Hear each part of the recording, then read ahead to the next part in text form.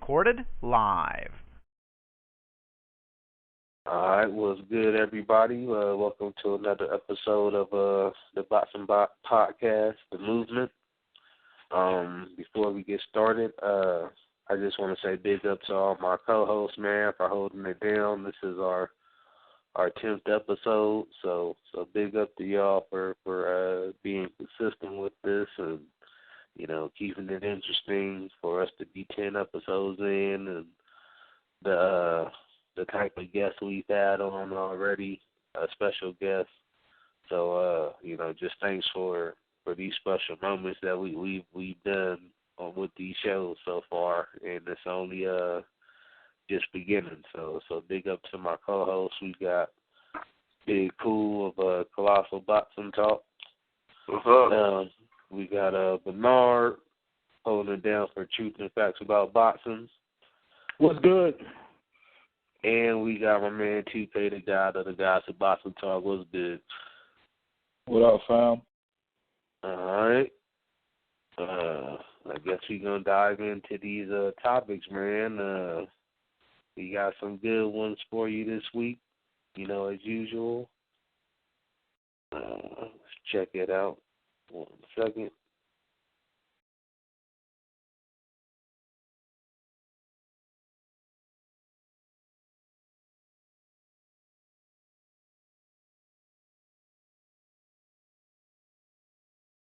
All right. First off, we got I guess we started off with this, I guess, a couple weeks back, talking about the whole insurance requirements in New York now as far as this affecting boxing and combat sports. So there was a recent article put out there statement put out by Lou Dibella, one of the big time East Coast promoters, you know, from New York, put on Sean Porter's Keith Thurman card earlier in the year. Does a lot of stuff with Al Heyman and, you know, his own Other Side Promotions. And he basically said they're done with all their cards for 2016. There is no New York cards for now because of, you know, their insurance policy requirements for brain injury. I guess we just want to follow up on that, and I want to get you guys' take on everything as far as what you guys think on how it's affected things happening as far as, I guess, possibly the whole December 10th event with Daniel Jacobs and Golovkin possibly as well, if that may have been an issue. So let me get y'all take on it. I'm going to start with you, Big Cool. Man, before I start, it's good to be back. I missed last week's episode, but y'all held it down. As far as this, I mean, I guess Lou Dibella realized it was more risk than, you know, it was, excuse me, I can't get my words out. It wasn't worth the risk of, you know, putting on a card and risking somebody, you know, suffering a brain injury where he would have had to fork off, you know, $1 million, and that $1 million policy is for each fighter on the card. I mean, he got deep pockets, but not that deep, and so he just had to pull the plug on it, which is unfortunate because I think her name Heather Hardy and a lot of other New York-based fighters are now in flux and trying to find out, you know, where they're going to make their income, because they primarily make their money based off fighting in New York where they have big fan bases. And with them pulling the plug on fights in New York for the foreseeable future, it's putting them in a tough situation. And I was reading what she said she might have to go back and start delivering books and making phone calls. So that's definitely unfortunate.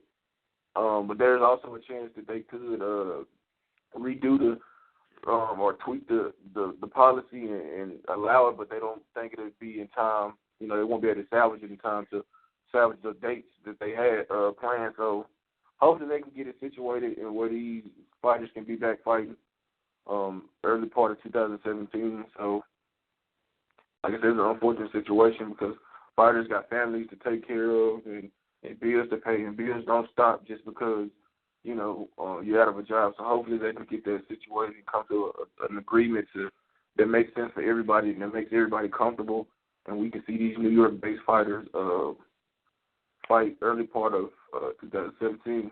So that's my thoughts on it.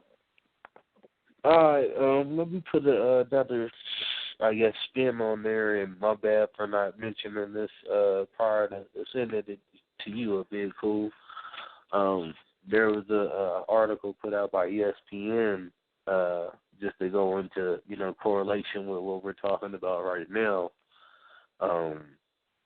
UFC is having their first MMA event in New York, I guess, within the next couple of weeks. Mm-hmm. And, there was talk about as far as, them having to meet the same $1 million requirement. And as far as that goes, it goes into the actual pricing. They have 13 fights going on, I guess. I believe 13 fights, and they said per fight that policy is $1,675. That's per fight. So it was a total cost of like $44,000 for them to pay that. So do you think, with that being said, do you think this is something that should still hinder, promoters like Dibella from putting on belts, or do you think that, do you think he was overblown in some of his statements about this? Let me send it over to 2K. Well, I don't know. I don't remember if everybody, the entire panel, was on the same page back when we talked about this a few episodes back. But I remember saying to other people that Lou Dibella will probably cancel his fights from now on. Now I'm just waiting on Tom Brown, who is taking over for Dan Goossen in the wake of his death, taking over for on Goossen Tudor Promotions. I'm waiting on him to actually come out and say, yeah, we canceled our cards too. Then it'll be Top Rank. What I read, and it could be changed as of now, but what I read was each fighter on that 13 card event, each fighter needed to be covered for $1 million for brain injury automatically off the top. And that was one thing that Bob Arum was arguing about with, or he had a problem with the whole situation. He said that, he doesn't mind doing it for his main event fighters. If it were, let's say, Manny Pacquiao and Jessie Vargas out there in New York fighting, he wouldn't mind putting the bread down for those two, but he can't do it for fucking, like a Clarissa Shields versus somebody else. I'm just saying, somebody who opens the card anyway. He wouldn't be able to do it for that particular fight. So that was the biggest thing that I had read, the biggest conflict from Bob Arum's point of view. And in reading that, I immediately was like, well, Lou Dibella, Goossen Tudor, main event, who also holds a lot of cards out there in the New York, New Jersey area, they don't have as much money as Top Rank and Bob Arum does. So if he can't do it, they most likely can't do it. So that's why I had that prediction that, they were going to pretty much start canceling their fucking cards. And like I said, I'm waiting on Tom Brown to follow pace, follow suit, and many other promotional companies to follow suit until they can get this resolved. All right. Let me pass it over to Bernard on this one. What are your thoughts and sentiments on this whole thing with the NYC insurance and, it affecting the rest of the cards out there for the rest of this year?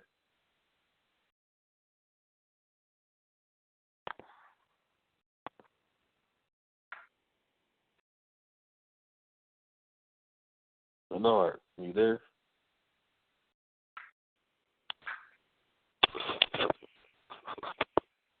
Got to let you All right, I guess we pass it on to his partner in crime. Well, we got him back on right now. Bernard, did you get that? Did you get everything we just said? He's still not on.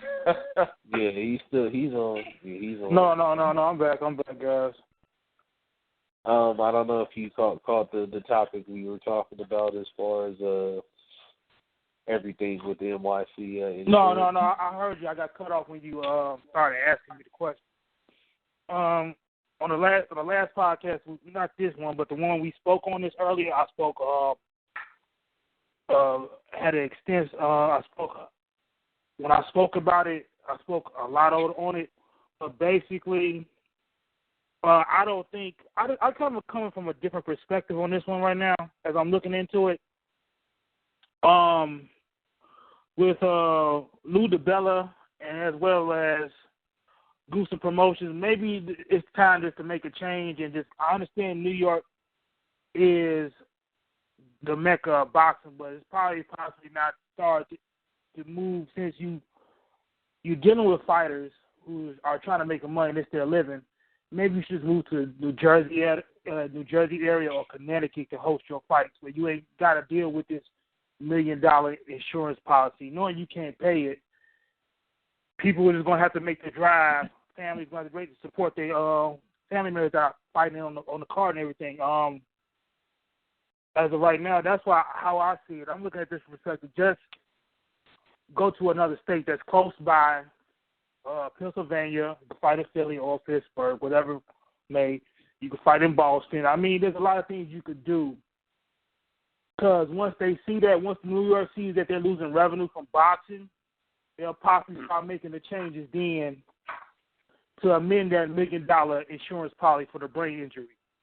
And hopefully that could bring boxing back into New York. That's what my eye would do, looking at it from that standpoint. I mean, and looking at it from this whole UFC or MMA standpoint, that they have to pay for their insurance policy for their fighters, for the card coming up they have out there. I'm not sure who it is headlining, but as far as that goes, it doesn't seem like it's that overblown. It seems like the other promoters in NYC are in New York are overblowing this thing, man.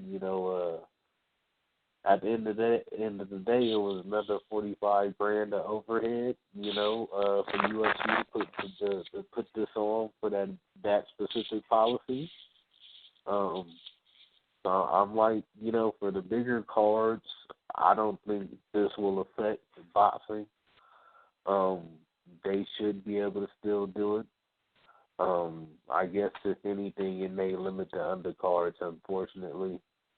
But like I said, that was 13 fights that UFC had on their whole policy for 45, less than $45,000, for 13 fights, including their main event, whoever it is.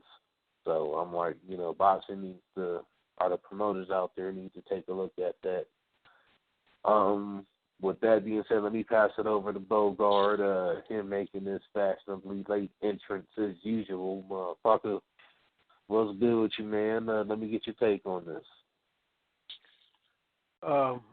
First of all, when the show is over, of course, I will accept your apology. But the thing is, and this is to 2K's point about what Bob Barron was saying, you know how you get in a car accident and you report it to the insurance company, and then you wait to see if they're going to fix it or send you a check to write it off because they feel like it's not worth the amount of money to fix it isn't worth what it's what the car is worth. They just totaled it out.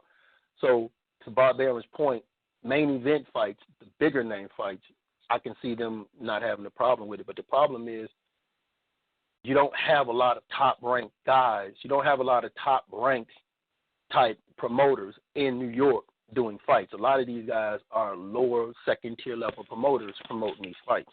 So if you're talking on top of how hard it would be to find someone willing to put up that $1 million insurance.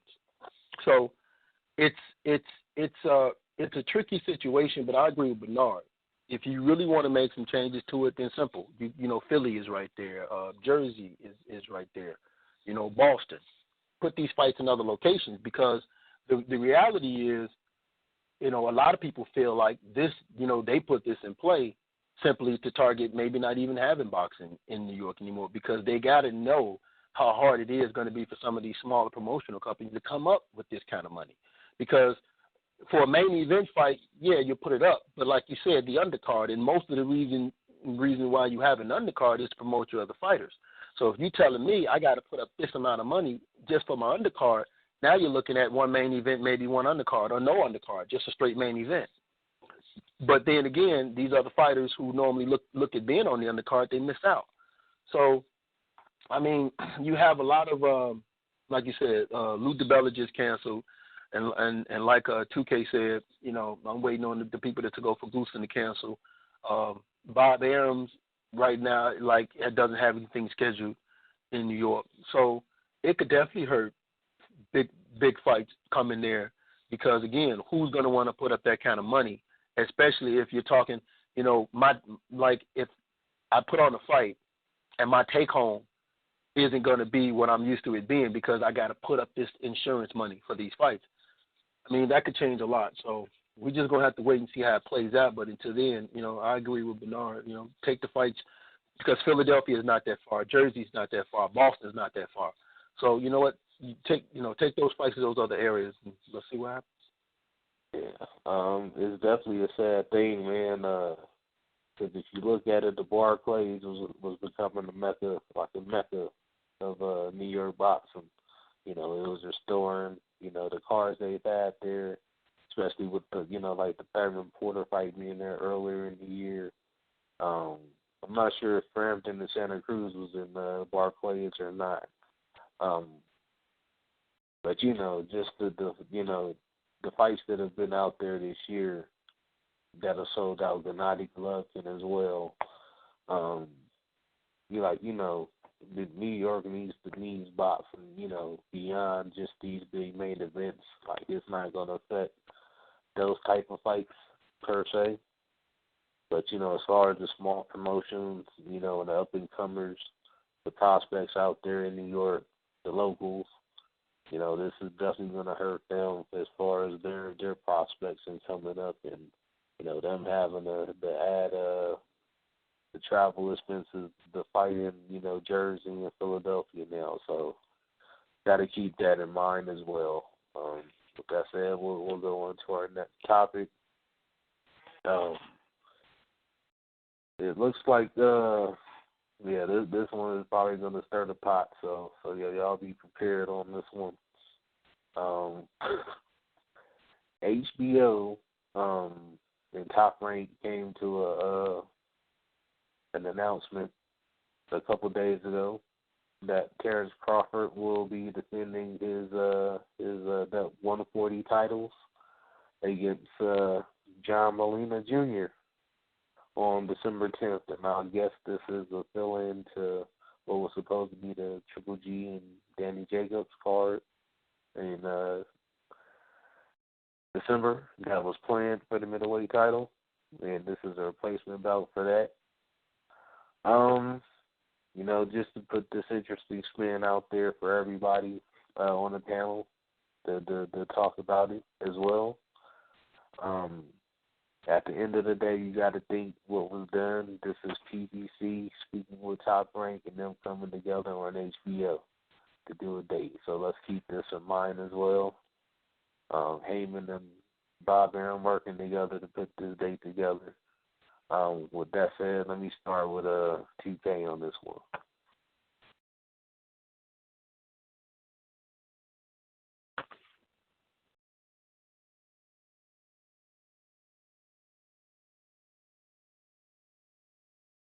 All right, sorry about that, fam. I had to put the password back in my phone. I had it on mute. I have no problem with this fight whatsoever. Because Terence Crawford just gave us Victor Postal. Now, let's do a little history real quick, revisiting history anyway. A lot of motherfuckers out there were talking about Terence Crawford was scared of Victor Postal before that fight actually was taking place. I remember watching videos from cats that I actually talked to on Google Plus, you know, that I respect. You know, they came out with videos saying, Terence Crawford would never fight Victor Postal. He's terrified of him. You know, Victor Postal was calling him out. Terence Crawford's giving out, you know, excuses. I even went and posted the ESPN I think it was the ESPN interview, but it was an interview with Terence Crawford, but it was written in an article, and he specifically said if Victor Postol wants to fight, he will fight him next. I put that on multiple cats videos, and they still denied the fact and still said Terence Crawford was scared no matter what.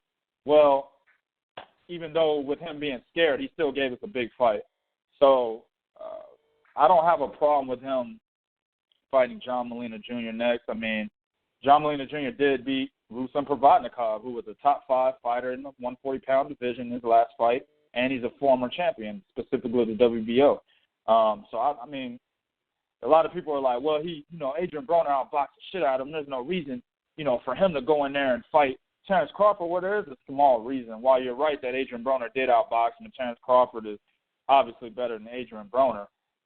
So you use the associative property A plus B equals C, which usually doesn't fucking work in boxing anyway. But John Molina Jr. is always a dangerous fighter. I mean, we can go back to Mickey Bay, who was dominating him for, 10 rounds or 9 rounds. I can't remember how long that fight went, but all I know is he dominated him for the entire fight, and then in the last round, he got knocked the fuck out. You know what I'm saying? So John Molina Jr., that's a testament to how he's dangerous no matter what, or how the fight is going on, how it may look at that point in time. So there's that dangerous factor. Plus, John Molina, the way he actually fights outside of the Broner fight, that's a different type of style that Terence Crawford has not yet faced. An aggressive power punching type of style. He hasn't faced that yet. Regardless of the fact that John Molina has pretty much lost the majority of his big fights besides the Ruslan Provodnikov fight, it's still a good fight or a good style matchup for Terence Crawford, and it's also a nice little, stay busy fight in between Victor Postol and the next big guy that he's supposed to fight later. Now, if he fights somebody on John Molina's level after this fight, then I'll have a problem. But the fact that he gave us Victor Postol right before that, I don't have a problem with this. And one more thing before I pass it, I definitely disagree with my man, and I'm going to shout him out, Tavon. He says that Terence Crawford should have entertained a fight with fucking Amir Imam, because Amir Imam came out and tried to dog Terence Crawford for taking on this fight with John Molina. Let me just say something, bro. Amir Imam got his motherfucking ass stretched against Adrian Granados, who's getting ready to fight Adrian Broner next, right? He got pretty much the blueprint made out on him against Maldonado. I can't remember his first name, but Maldonado. Blueprint was there in that fight right before the fucking Adrian Granados fight. Amir Imam is still a fucking prospect, okay? The guy that he fought last, his record was 16-19, okay? So how the fuck is he going to come out and say, yeah, you fighting bums, scared to fight real niggas like me? How the fuck you going to say that, bro? And you got stretched by a fucking prospect, okay? You actually gave this motherfucker a name, his name credibility to the point where he's in a fucking fight with Adrian Broner now because you couldn't beat him. You still need to show us that you can beat guys like Frankie Gomez and Mauricio Herrera, motherfuckers like that, before you start bumping off at the guns of Terence Crawford. So this is a decent fight, man. I don't have a problem with it. But if you fight somebody of this caliber next, that's when I have a problem. All right, I'm gonna pass it over to Big Cool. Let me get your thoughts on this one. Is this what are your thoughts on this fight card happening on December 10th, man? HBO putting this together, and the whole PBC and Top Rank aspect, coming together. I don't love the fight, but I understand it, and it's just good news, potential good news, because when you get Top Rank and Al Heyman or Bob Arum and Al Heyman working together, that only means good news for boxing and boxing fans. So I expect Molina to bring it.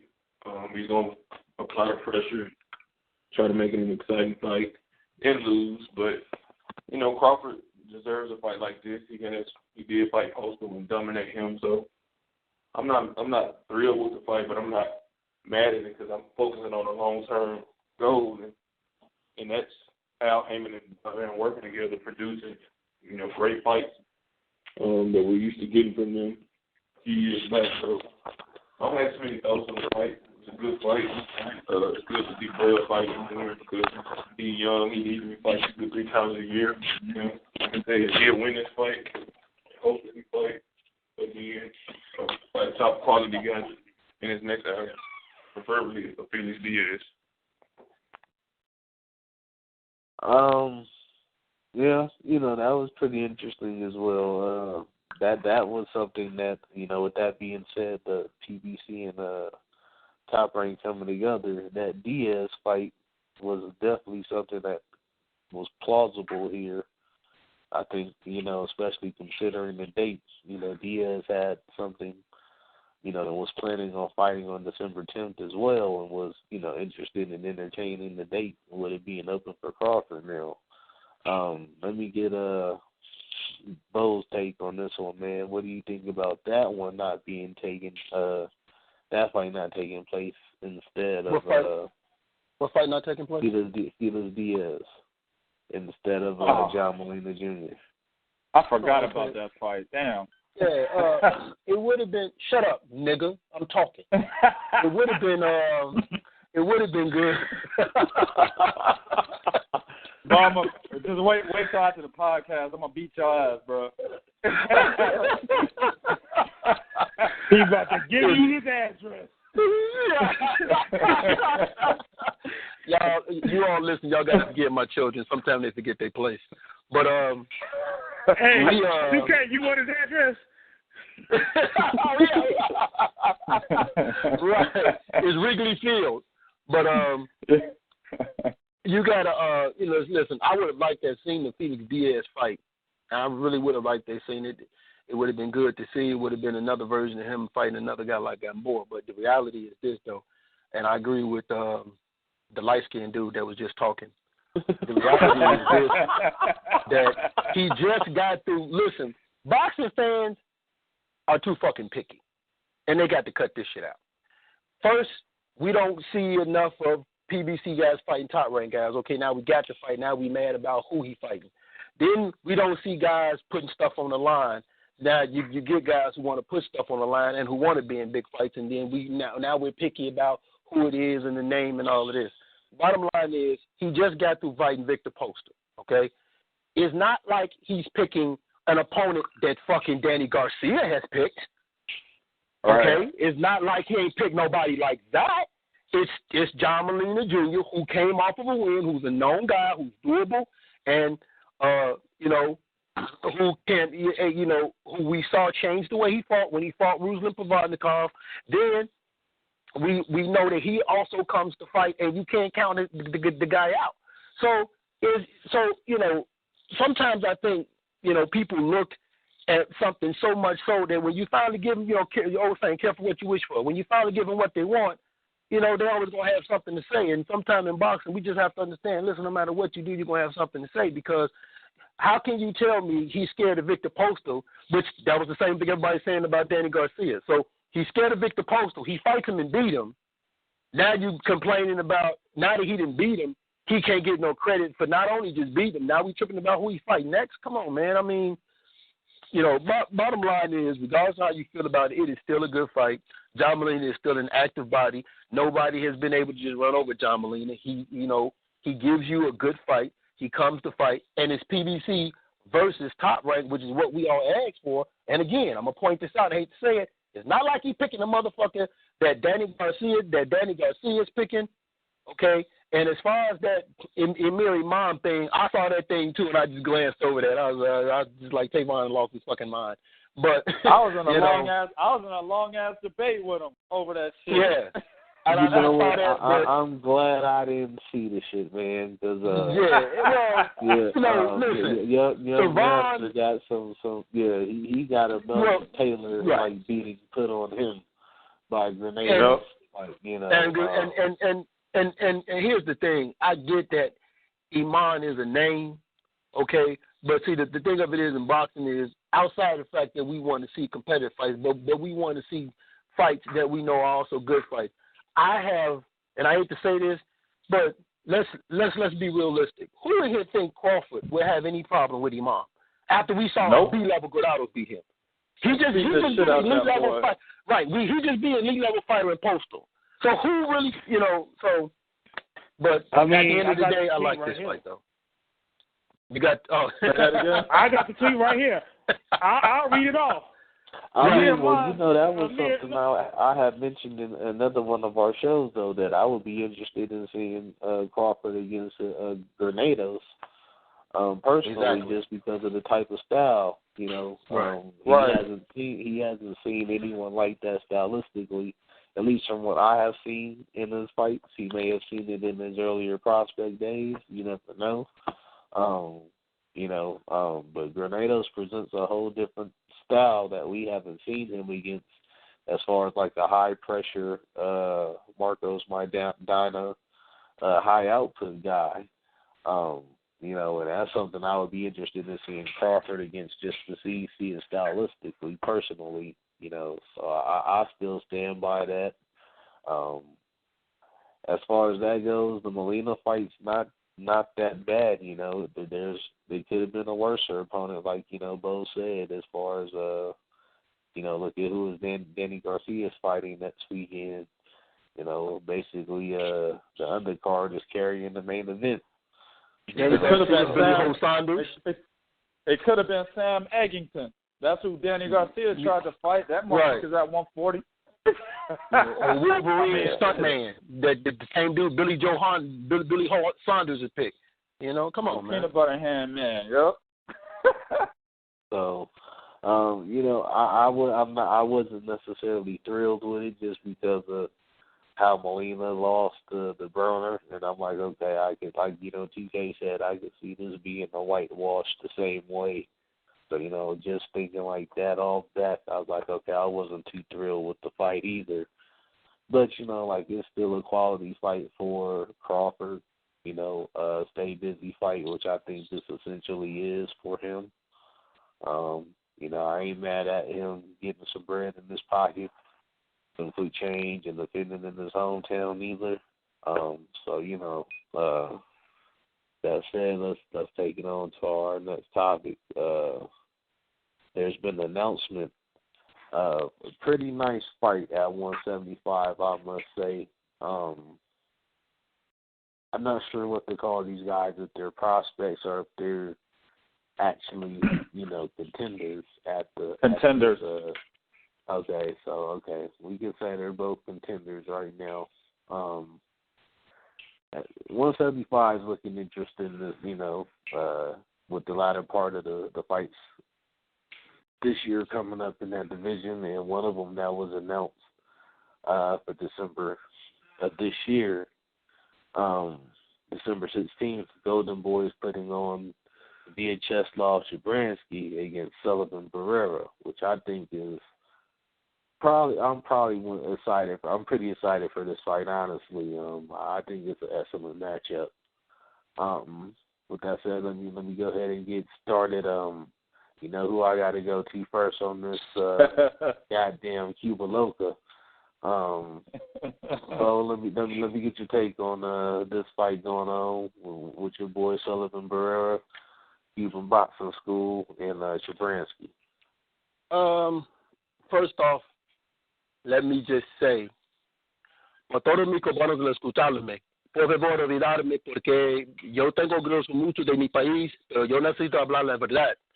Look, I got to tell the truth here. Although I like this fight, it's a good fight. Sullivan Barrera, he actually changed trainers. He left Abel Sanchez. He's down there in Miami with Rigo and all them boys down there. Yep. It's a dangerous fight for both of these dudes. Barrera can punch. Shabranskyy can punch. Barrera probably will go into this fight with the experience that he took from fighting Andre Ward. But there's a lot of things about Barrera that I see Shabranskyy can expose. I'm going to take everybody to the fight that Shabranskyy when he fought Yanisky Gonzalez. And Barrera sort of fights the same way as Gonzalez. Let's keep in mind, they're from the Cuban school of boxing, but these are not the top Cubans that we're talking about here. These are not the Rigos and the Laudas and the, all those other, top Cuban guys, okay? So Sullivan Barrera, he throws wide punches. Sullivan Barrera needs to work on his defense a little bit.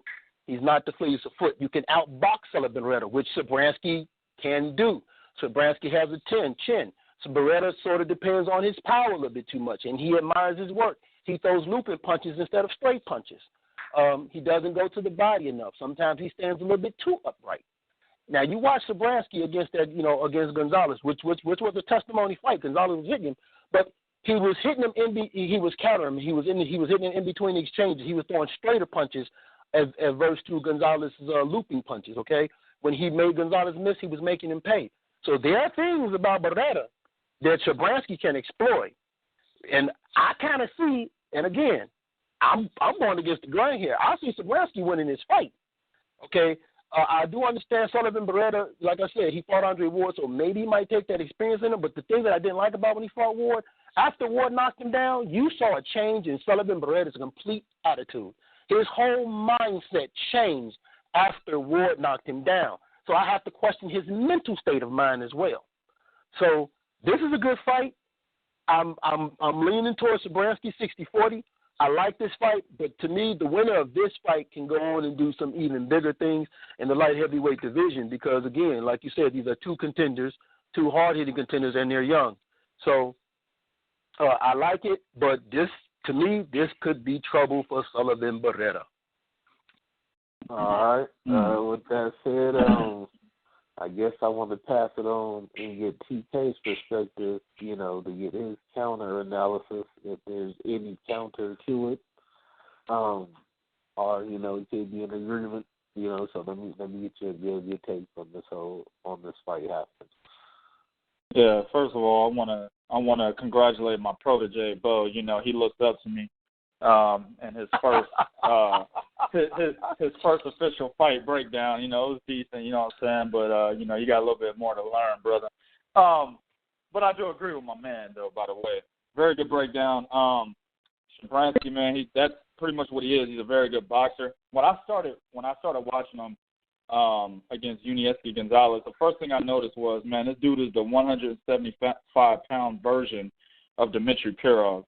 I mean, he looks almost identical to Dmitry Pirog as far as how his basic abilities are in the ring and how he's able to show that against his opponent. Only difference is one's from Russia, one's from the Ukraine. It's really the only difference. Dmitry Pirog has better footwork because he's a smaller guy, he has a lighter weight. My man sets everything up with the jab, man. I mean, everything he throws, it is set up behind the jab. He destroys his opponents with combination punching. There isn't one big glaring punch in his arsenal where I can say that's his money punch. His biggest thing is he likes to get his opponents up against the ropes, and then he actually will throw combinations while they're on the ropes. Against Uniesky Gonzalez, he was tagging the shit out that boy in the first half of that fight up against the ropes. I guess his money punch would be the jab because he actually sets everything up with that. But his go-to thing is to throw combinations while he's got opponents up against the ropes. Only problem is, man, he has below-average footwork, as I alluded to earlier. While he isn't a plotter, he's not a stagnant fighter, he does stand directly in front of his opponent. I can see guys who use lateral movement can turn him, can actually jab or throw punches over his jab because he drops his right hand whenever he throws his jab. I can see those type of guys who are able to keep that up for 12 rounds, they can beat him. As Bo said, he has an excellent chin, so I don't see too many guys actually knocking this motherfucker out outside of, maybe a guy with Kovalev's power. But at the same time, to basically exploit his weaknesses, it would have to be a guy who can counter over his jab and use lateral movement to turn Shabranskyy. But with that said, yeah, Sullivan Barrera, man, he's a contender. He's a good fighter. I mean, he's not really Barrera's not ranked in the top 10 in any of the four major sanctioning bodies, but Shabranskyy is. But he's still a contender. With that said, and with his defensive inadequacies, man, I could see Shabranskyy outboxing Sullivan Barrera for 12 rounds. Now, with this move over to what's his name, Bo? The training team that he's with, that Rigo has. I can't never remember his name. Pedro Diaz. Yeah, Pedro Diaz. Thank you. Pedro Diaz. Pedro Diaz. Right. Pedro Diaz is going to teach him how to use his jab, how to utilize lateral movement. how to move his fucking head. Sullivan Barrera has absolutely no head movement. He'll teach him that. So I don't know how long he's been with. I can't remember when he left Abel Gonzalez. But hopefully before this fight, a lot of the basic things that he needs to do to beat Shabranskyy, he'll learn that from Pedro Diaz. Because if not, this will be another Cuban that Shabranskyy puts under his belt, man. And wait a minute. Hey, that's real talk, man. Hey, that's real talk, though, man. That's going to be another Cuban he puts under his belt, man. Like, shit. But that is supposed to be in there getting revenge for Yuneski Gonzalez, who at one time was seen as the next motherfucker because he was robbed against Jean Pascal. But then he goes in there and looks stupid against Shabranskyy, so now he's off the map. You know what I'm saying? That motherfucker, who is Yuneski Gonzalez? I don't even know who the fuck that is anymore. That motherfucker off the map. Hey, you know what? That's a good point, because I don't know who the fuck Abel Gonzalez is. I know Abel Sanchez, but who the fuck is Abel Gonzalez? Yeah, but see, Sullivan Barrera has taken his spot now, okay? So he needs to get that revenge for Yuneski Gonzalez and put another Cuban name in the 175-pound division, man. So we'll see what happens. It's a good fight. Can't wait to see it. All right. With that said, I'll go ahead and pass it on to Bernard.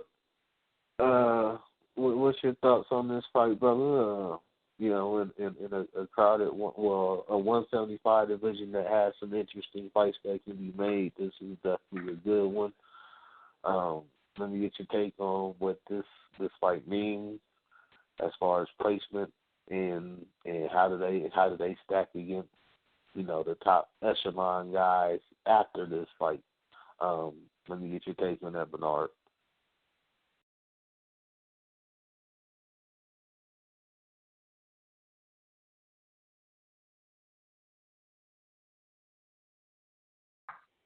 I think it's a great fight. Let me say this. I'm going to say this is a great fight for both fighters. Definitely for Sullivan Barrera after he came off a loss from Andre Ward to get another top contender. I will basically whoever wins, I would hope they get a shot at possibly the winner of Kovalev and Ward, or even a shot at Adonis Stevenson in the light heavyweight division. Wow, this is I want to say because when I looked at that Yuneski Gonzalez fight against Shabranskyy, I kind of felt like Gonzalez had won. That's just my personal opinion. Oh. Huh? No, go ahead. No. I mean, it's somebody. I mean, I said that's my personal opinion, but whatever it is, what it is. Well, you know, it was a majority decision. So just to put that out there, it wasn't a UD. You know, it was one of them clear. It was one of them clear majority decisions, though, bro. Like Billy Ho Sanders versus Chris Eubank Jr. was a split decision, but it was one of them clear split decisions. It was kind of like that. Go ahead, Bernard. Go ahead, B. No, you're good. Like I said, it was just my opinion, though. You know what I'm saying? I would have to look at the fight again. Maybe it'll change, but I can't really. I digress on that part. But like I said, I would like to see the winner hopefully take on Ward or with Barrera, because we already saw that fight. We already saw the outcome.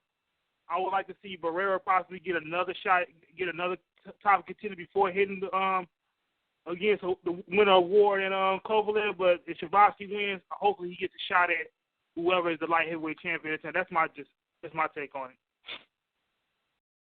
All right, and I'll pass it over to Big Cool. What you say? I couldn't hear you. I just got back home. Hello? Yeah. What were you saying again? I just got back home. My bad. All right. We were talking about the Shabranskyy versus Sullivan Barrera fight. What's your thoughts on that fight going down in December, man, and what it means in the 175 division? I'm more familiar with Barrera. I may have seen Shabranskyy fight. I might just not put the face with the name. Jessie Gonzalez. You went against Jessie Gonzalez. Oh, okay. What? I mean, Barrera. He's a good fighter. We've seen what he did against Ward.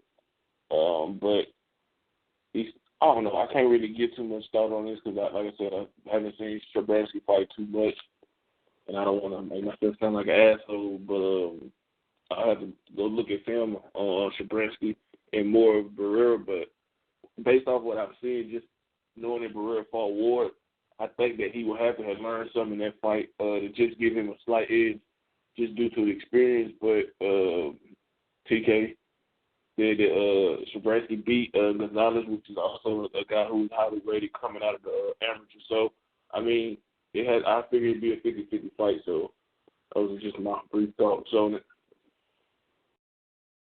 All right. This is definitely one of the more interesting fights that can be made at 175. There's a lot of good fights that can be made in that division right now. I won't say it's super deep, but like within that top 10, like there's definitely a whole lot that could be happening. So I definitely like this fight and how it helps shape the division. With that said, early on, Shabranskyy definitely has a lot of tools. He's pretty fluid for somebody his size, and I like TK was saying, and Bo was saying, it's definitely something that could fluster Barrera because of his lack of hand movement that he's shown in previous fights.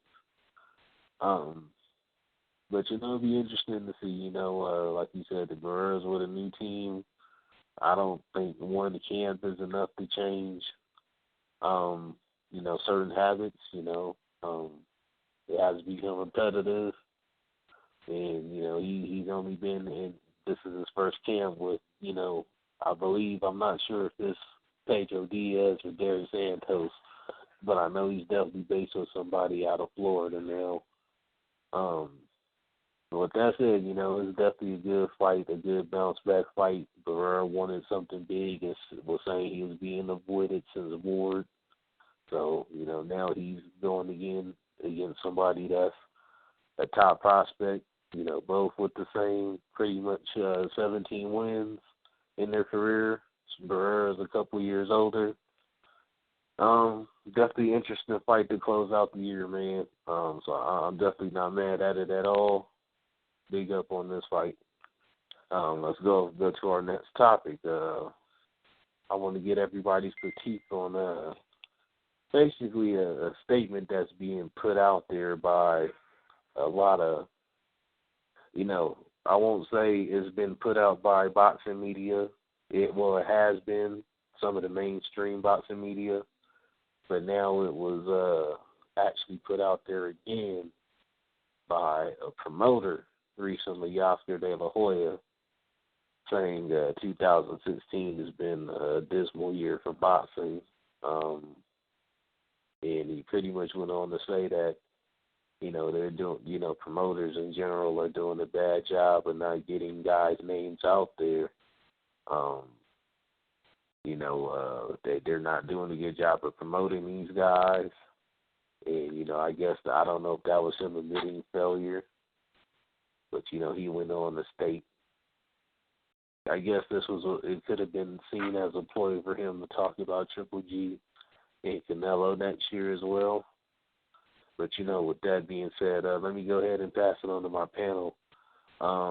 Let me start off with Bo, because you had some interesting thoughts about this before, as far as this being said, and as far as, the boxers not being promoted in during, the Pacquiao Mayweather era, outside of those two. So I wanted to get your take on this first. Well, the reality is what Oscar is saying is total 100%, in my opinion, complete bullshit. And let me tell you why. And whatever failures happened in 2016, we can lay it at Oscar De La Hoya's feet. Oscar De La Hoya, upon Floyd Mayweather's retirement, wrote this long eulogy about how it was the worst era in boxing, how Canelo was going to guide us into a whole new era of boxing, and 2016 was going to be great without Floyd. So if you're telling me it's the worst, then guess what, Oscar? That means you didn't fulfill your fucking promise of making 2016 great with Canelo Alvarez, did you? Also, at the same time, when you had fights like we had Leo Santa Cruz and Carl Frampton, we had Thurman versus Porter.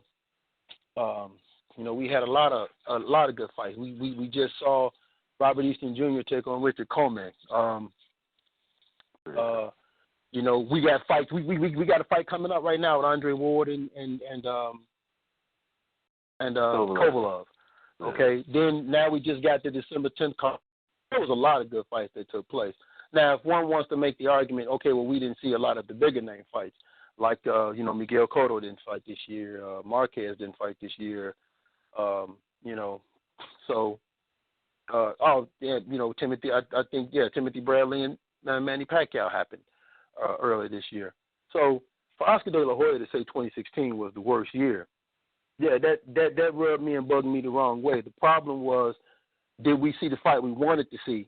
And if that's what you're basing it off of, then that's the wrong thought process as far as I'm concerned. Because although some people say, well, people feel like one fight make a year, like when Floyd Mayweather beat Manny Pacquiao, you got people there to tell you 2015 was a horrible year, just solely based off that fight.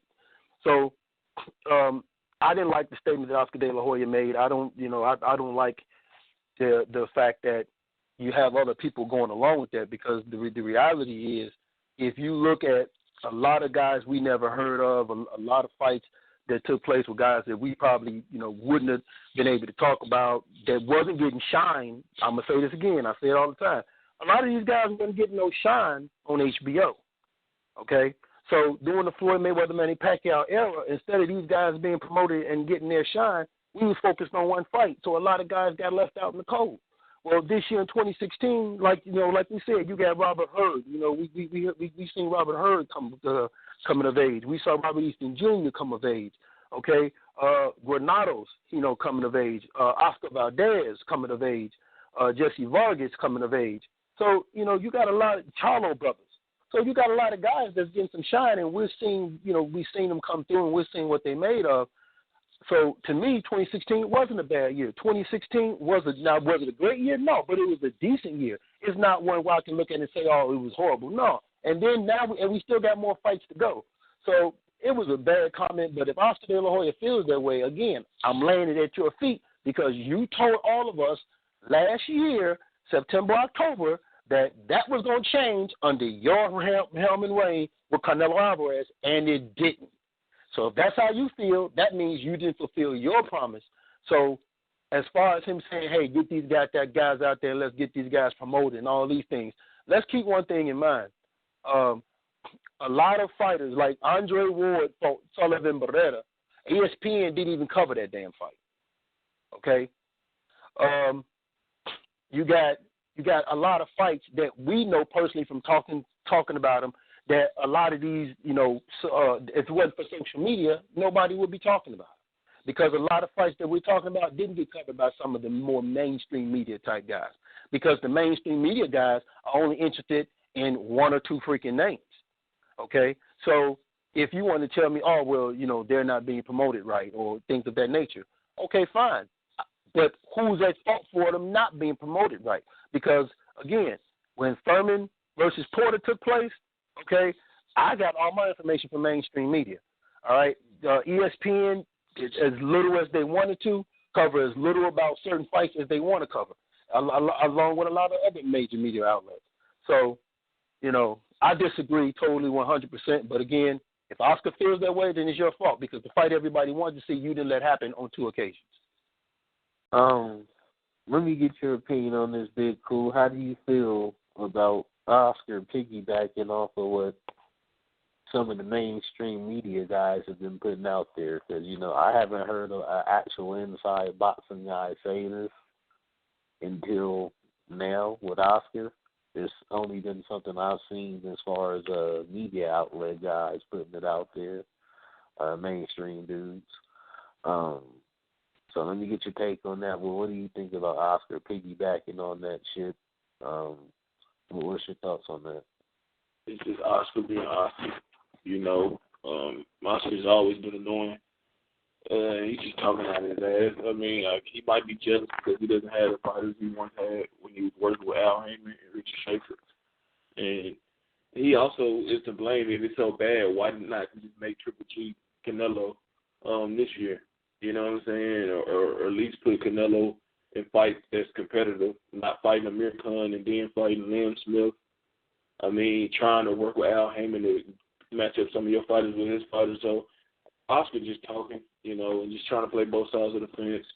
He's all for whatever makes him, look good. And, it's best for Oscar just to work behind the scenes and be just heard in the background, talking to his people and not seen, because nobody really checking for what he got to say, especially if he's not trying to make Canelo or Triple G fight or Canelo with anybody legitimate in his weight class. It's just Oscar being Oscar. I mean, it's not the best year for boxing, but it's been a great year. We get Thurman. We got Thurman Porter. We got Frampton Cruz. We got Maurice Cruz. Maurice Cruz. We got a lot of great fights. Jacobs, Quillen, and we getting Ward and Kovalev in a few weeks. I mean, what more can you ask for? It's just, like I said, it all goes back to when these guys decide to start working together, we'll get more mega matchups, and all this noise about it being a horrible year for boxing will cease. Until then, Oscar's going to continue to keep being jealous. Al's going to continue to make his money. Same with Aaron. And that's how it's going to be business as usual until they, start working together. And then once they start working together, you'll hear less negative shit from Oscar once he got his hand in the pot making money as well. So Oscar's bitter. He's old and angry. And he wants what he had a few years ago back. And unfortunately for him, I don't see that happening no time soon. So, I don't agree with Oscar or whoever else saying boxing is the worst year. 2016 has been the worst year in recent memory. We got a lot of great fights, and like Bo said earlier, we still not finished with 2016. So the best is yet to come, and, forget what Oscar got to say negative about the sport. He helped get to, a high point. All right, let me pass it on to TK on this one. What are your thoughts on this whole thing being put out there about 2015 being a dismal year for boxing and, basically Oscar ascribing to this notion now? It's kind of been put out there previously, but, as far as him being a promoter and, this is him being, self-critiquing, I don't know if this was a self-critique or I don't know what to really think of it, honestly, man. Let me get your thoughts on it. Well, first of all, there ain't really nothing to think about it. Look at who fucking said this. I'm surprised that our responses are so fucking long and we spend so much time on this topic. First of all, correct me if I'm wrong, which I'm probably not wrong, wasn't the most marketed fight that Golden Boy put together this year was fucking Canelo versus Liam Smith? Am I correct on that? So this is the most marketed fight that Golden Boy has put together, while we've had other big-ass fights happen this entire year from other promotional companies, right? We've actually had two fights that in 2015 we didn't even actually think they would happen. You got fucking Sergey Kovalev and Andre Ward, and you got fucking Terence Crawford and Victor Postol. Those are two fights we didn't even think would ever happen back in 2015. So what the fuck are you talking about?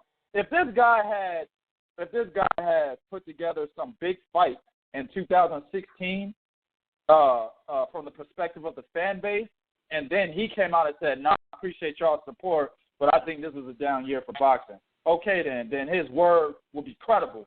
But this motherfucker's biggest fight was a fight that was the easiest fight for me personally to call. Bro, I could have put $10,000 on Canelo and not even been worried. I'd have just been watching the fight like I didn't put no money on nobody. That's how easy it was to call that fight. And that's the most marketable fight, or the biggest marketing fight that Golden Boy put together this year. Get the fuck out of here, Oscar. Go sniff some cocaine, dog.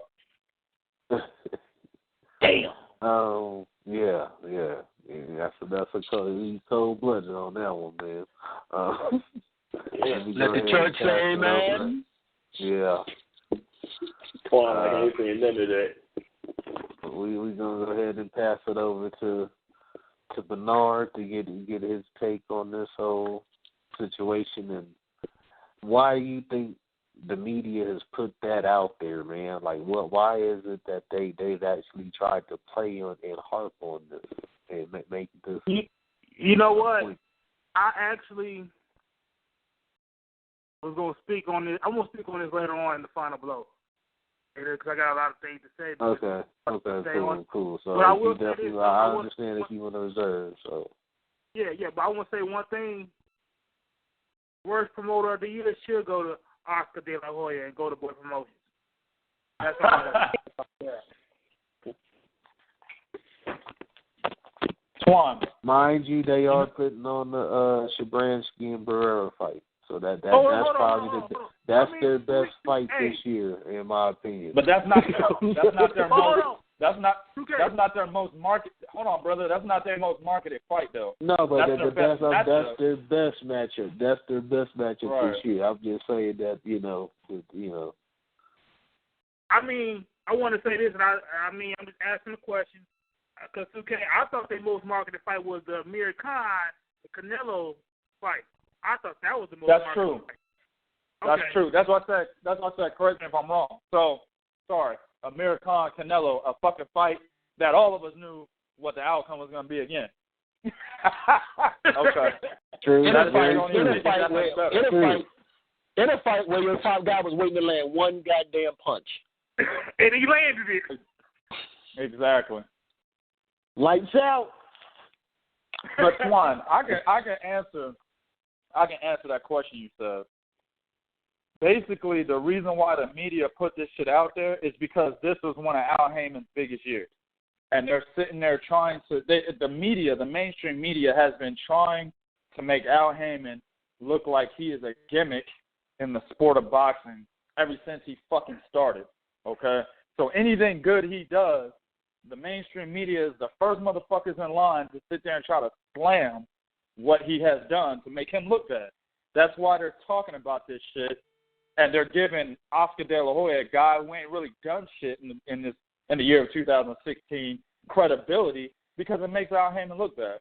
Now, I'm not no big-ass, diehard Al Heyman supporter, but what I don't support any entity in boxing 100%. I see everybody equal. But what I do support is the fact that I'm able to turn my motherfucking television on, you know what I'm saying, and, go to Channel 3 and watch boxing. You know what I'm saying? That's what I do support. And it just seems to me that the mainstream media, they don't support anything Al Heyman is doing, regardless of the fact that what he is doing is making boxing, it's putting it more in the spotlight. It's giving people who don't really watch the sport an opportunity to see it on regular television. And that's what he's done. He's put good fights together in 2016 on regular fucking television, man. You can't beat that. But that's what the media tries to do. They try to shit on anything good that Al Heyman has done. That's why they're talking about it. To piggyback off what 2K said, when the article came out by Dan Rafael about Showtime's fight lineup, there was a small sentence where it said in association with PBC. That was the most notoriety he fucking gave it. But then, we as it turns out, we heard that they might put one of those fights, I think it's Garcia and Thurman, on CBS. Dan Rafael didn't write shit about that. Nothing. We heard nothing about that part from him. Nope. Yeah. I guess with that said, man, it's definitely weird to see that being said. I think Oscar was good in his critique of saying that it's, giving the promoters blame. I'm glad I don't know if he was including himself in that he should have, but him putting it on the promoters, and them not necessarily, it's not even the promoters, we'll say the networks. The networks were actually big on hyping those two fighters at that time as well, as far as Mayweather and Pacquiao, and not really promoting others or marketing as much others as they would have in previous eras of boxing.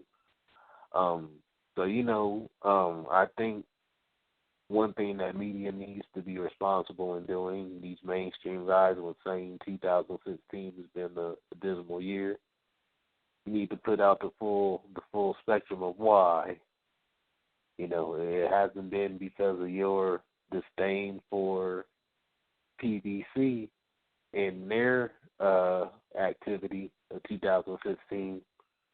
You know, it's had a lot more to do with the budgets that other entities are dealing with, you know, and you haven't pointed that out enough. You know, if there's a reason for 2016 being dismal, point out, you know, you want to point out mismatches with one entity, you need to point them out with all of them. You know, the discrepancies that, you know, in budgets that, you know, limit the matchups we've been able to see on some of these networks. You know, you need to point out all of those things.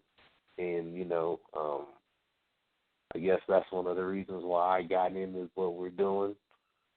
You know, especially the writing part, because, you know, these are things that I get to address, you know, in my articles personally. So, you know, with that said, man, I definitely cannot agree 2016 has been a good year for boxing for me personally. You know, I've seen a lot of fights I've wanted to see, you know, covering fights personally. You know, I've been satisfied, you know, especially with what's coming up with the latter part of the year with the, you know, Kovalev and Ward in a couple weeks. We got Lomachenko, Walters. You know, we just got a lot of good stuff coming up, man. So, you know, I'm happy with 2016, and you know, we can go ahead and take it on to our next topic, man, which is going to be a pretty interesting one. You know, we talk all things boxing here. You know, we just put that out there. We don't stray away from any topics. You know, with that said, we got a good topic here. Stephen Espinoza of Showtime, he put out a statement recently saying, you know, in 2017, he's interested in bringing, you know, some women's boxing to their network on Showtime, you know, with fighters like Ella Hardy and Amanda Serrano. With that said, you know, let me pass it on to TK. He's an avid fan of women's boxing. You know, I am as well. I like watching it, especially Amanda Serrano. I'm a huge fan of hers. Let me pass it on to TK, man. Let me get your thoughts on that Espinoza statement. I think it's good, man. Having we're talking about women's boxing, right? I'm sorry. Yeah. Yeah, having women's boxing on the network, man, that's a great thing. You know, I'm a big advocate for women's boxing. I believe that it should have already been televised more ever since the Christy Martin era, before the Layla Ali era. And then when Layla Ali did come in and dominate boxing, it should have definitely been on network television. It's just like women's basketball. I made this comment to my co-host, Seth, on our channel. Women athletes tend to have more passion, and they're more serious about their craft than men athletes are in their respective professional sports. For instance, women's basketball, they play their fucking hearts out as if they haven't even made the WNBA yet. Maybe it could be because of money. They're not being paid, you know, millions and upon millions of dollars like a lot of the scrub-ass niggas in the NBA are. But, you know, I think there's only like 4 women in the WNBA that get paid over $1 million. The rest of them are getting salaries like myself, where I work at. So, I mean, they play their hearts out. And the same thing with boxing. They fight their hearts out. They're in there giving it their all in front of like 10 people. You know what I'm saying? And the best fighters in women's boxing, like Cecilia Brackett, Mia St. John at one time. You had Layla Ali. Yeah, and Sophie Mathis. My girl that just went to the UFC. I got a brain fart right now. Holly Holm. She was I think she was a 2 divisional champion at one point in time. I mean, fighters like this, who have dominated boxing, and Wolf, they're fighting in front of 10, 20 fucking people, man. It's an overdue situation, and they need to get that. They need to get it under wraps. So Showtime, I think, is the right network to do it, man. They've already kind of taken a hold of the boxing world as far as network resources have come into play. They're better than HBO, so I think they're the right network to do it. As far as also one more thing, as far as Rock Nation and Main Event putting the Kovalev and Sergey Kovalev and Andre Ward fight together, and then letting Clarissa Shields open, I don't think that fight is televised. But if they were to televised. Yeah, I think that was a good thing. That was actually something I had mentioned on our show last week. That was one of the things I was disappointed about, was that it's not televised. On the televised part of the card. Right. I remember. If they would have televised that would have been a great start for what Steven Espinoza wants to do for Showtime. And I mean, it's like I said, it's something that's overdue, and I hope he goes through what he says, man. All right. Let me go ahead and pass it on to Bernard on this one. What's your thoughts on women's boxing being brought to the networks? We had a mega event. Well, I won't say mega event, but I'll say we had the Hardy, televised on, regular television earlier in the year. Post, I want to say it was the Spence card in New York, where she was televised afterwards. I don't remember the main event. Yeah, but I remember the fight. Yep, I know what you're talking about. Yeah. So she got exposure during the Olympics, right?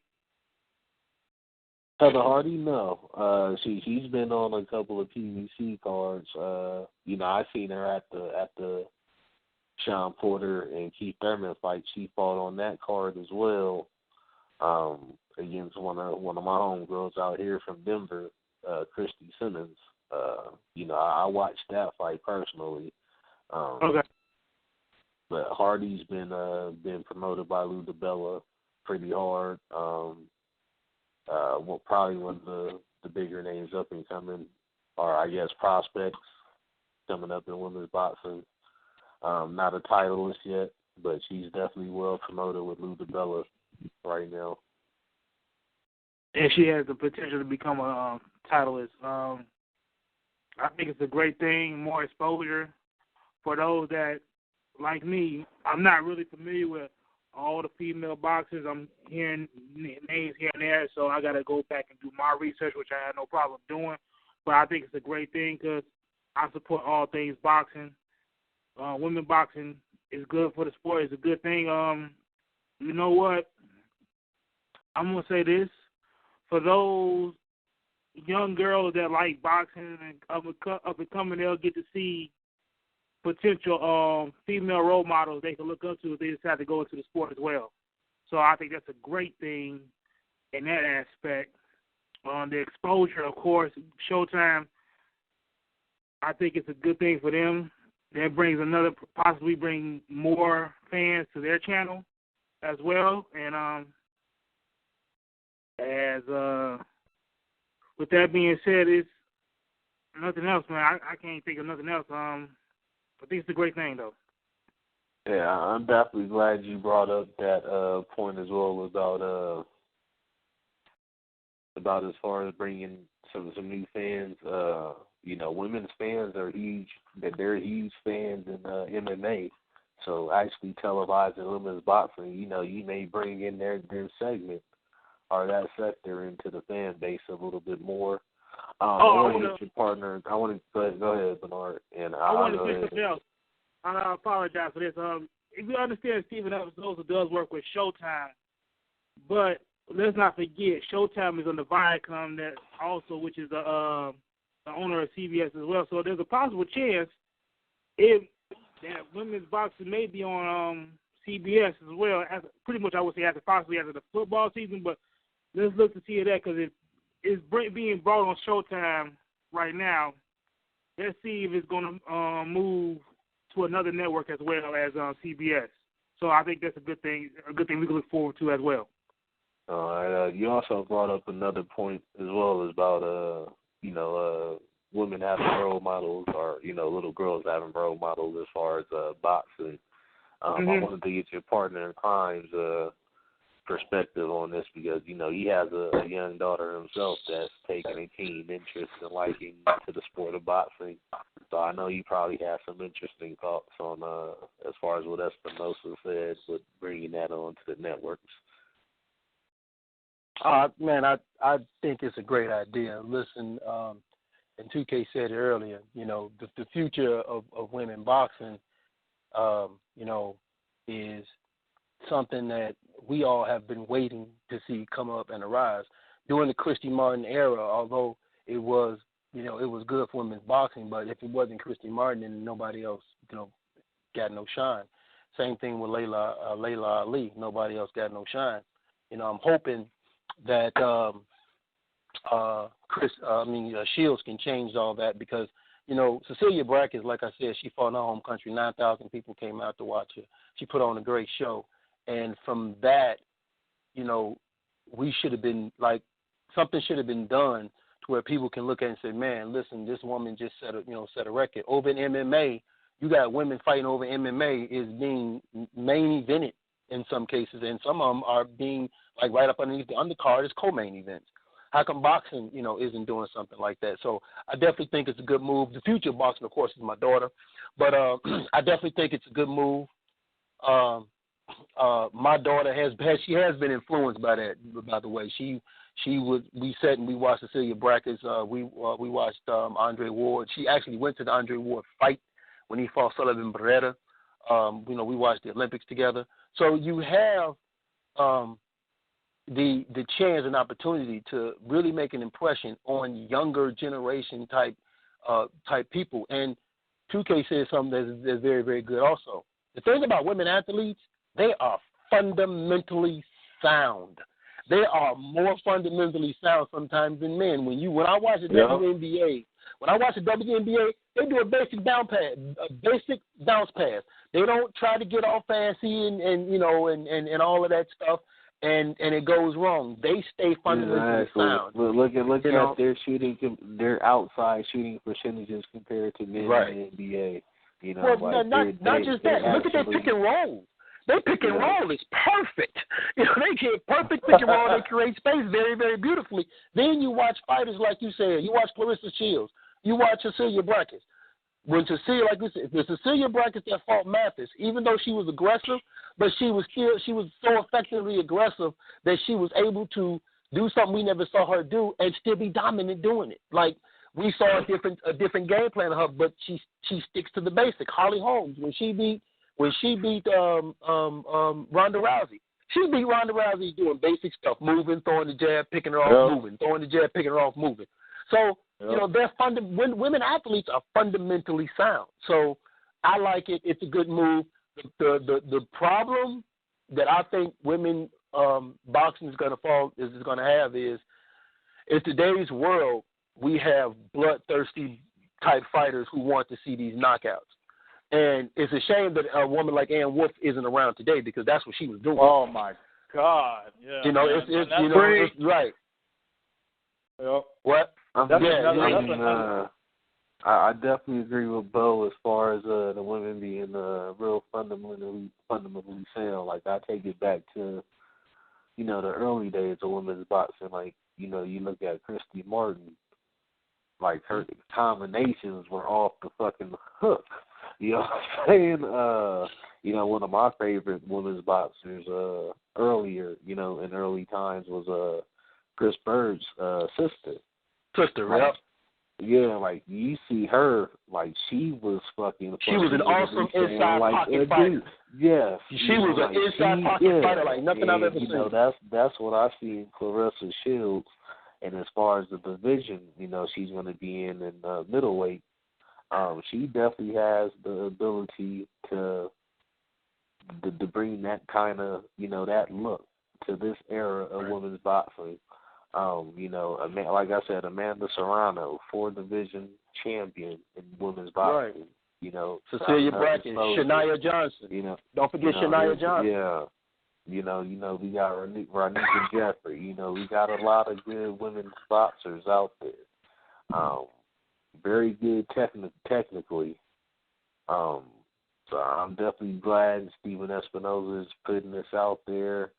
We've seen some minor things, like I said, as far as Heather Hardy being televised this year, and taking a step further, like I said, a women's fan base is needed for the sport, man. It will boost it. You know, look at, they contribute to the MMA fan base. Why not do that? You know, bring that to boxing. But you know, women fans are better fans than men fans because women fans support you a lot better than men fans do. Absolutely. All right. I didn't even get Big Cool's assessment on this, man. So let me go ahead and pass it over to him, man. My bad on that, dog.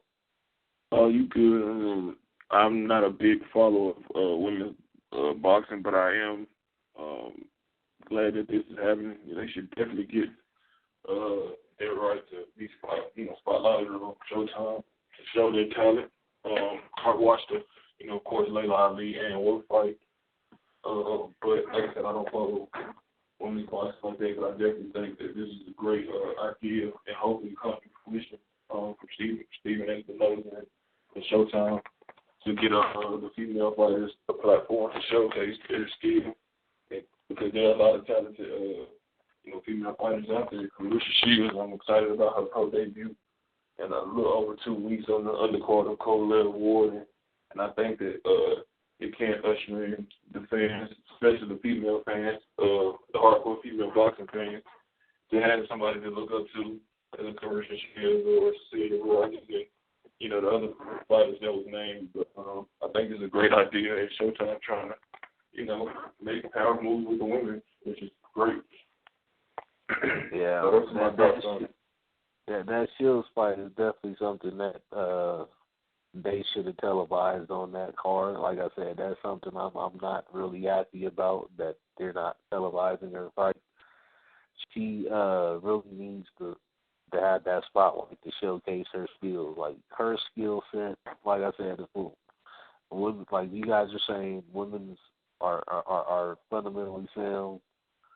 Her skill set is out of this world, you know what I'm saying? To be her age, 21, two-time Olympic gold. And you got to remember, she's from a fighter state, Michigan. So, like, support this girl. She's about positivity, the Flint water situation, all that. She's bringing positive attention to all that. There's a lot of good causes with this, man. So I definitely hope they amend their decision somehow prior to this card being televised in a couple weeks.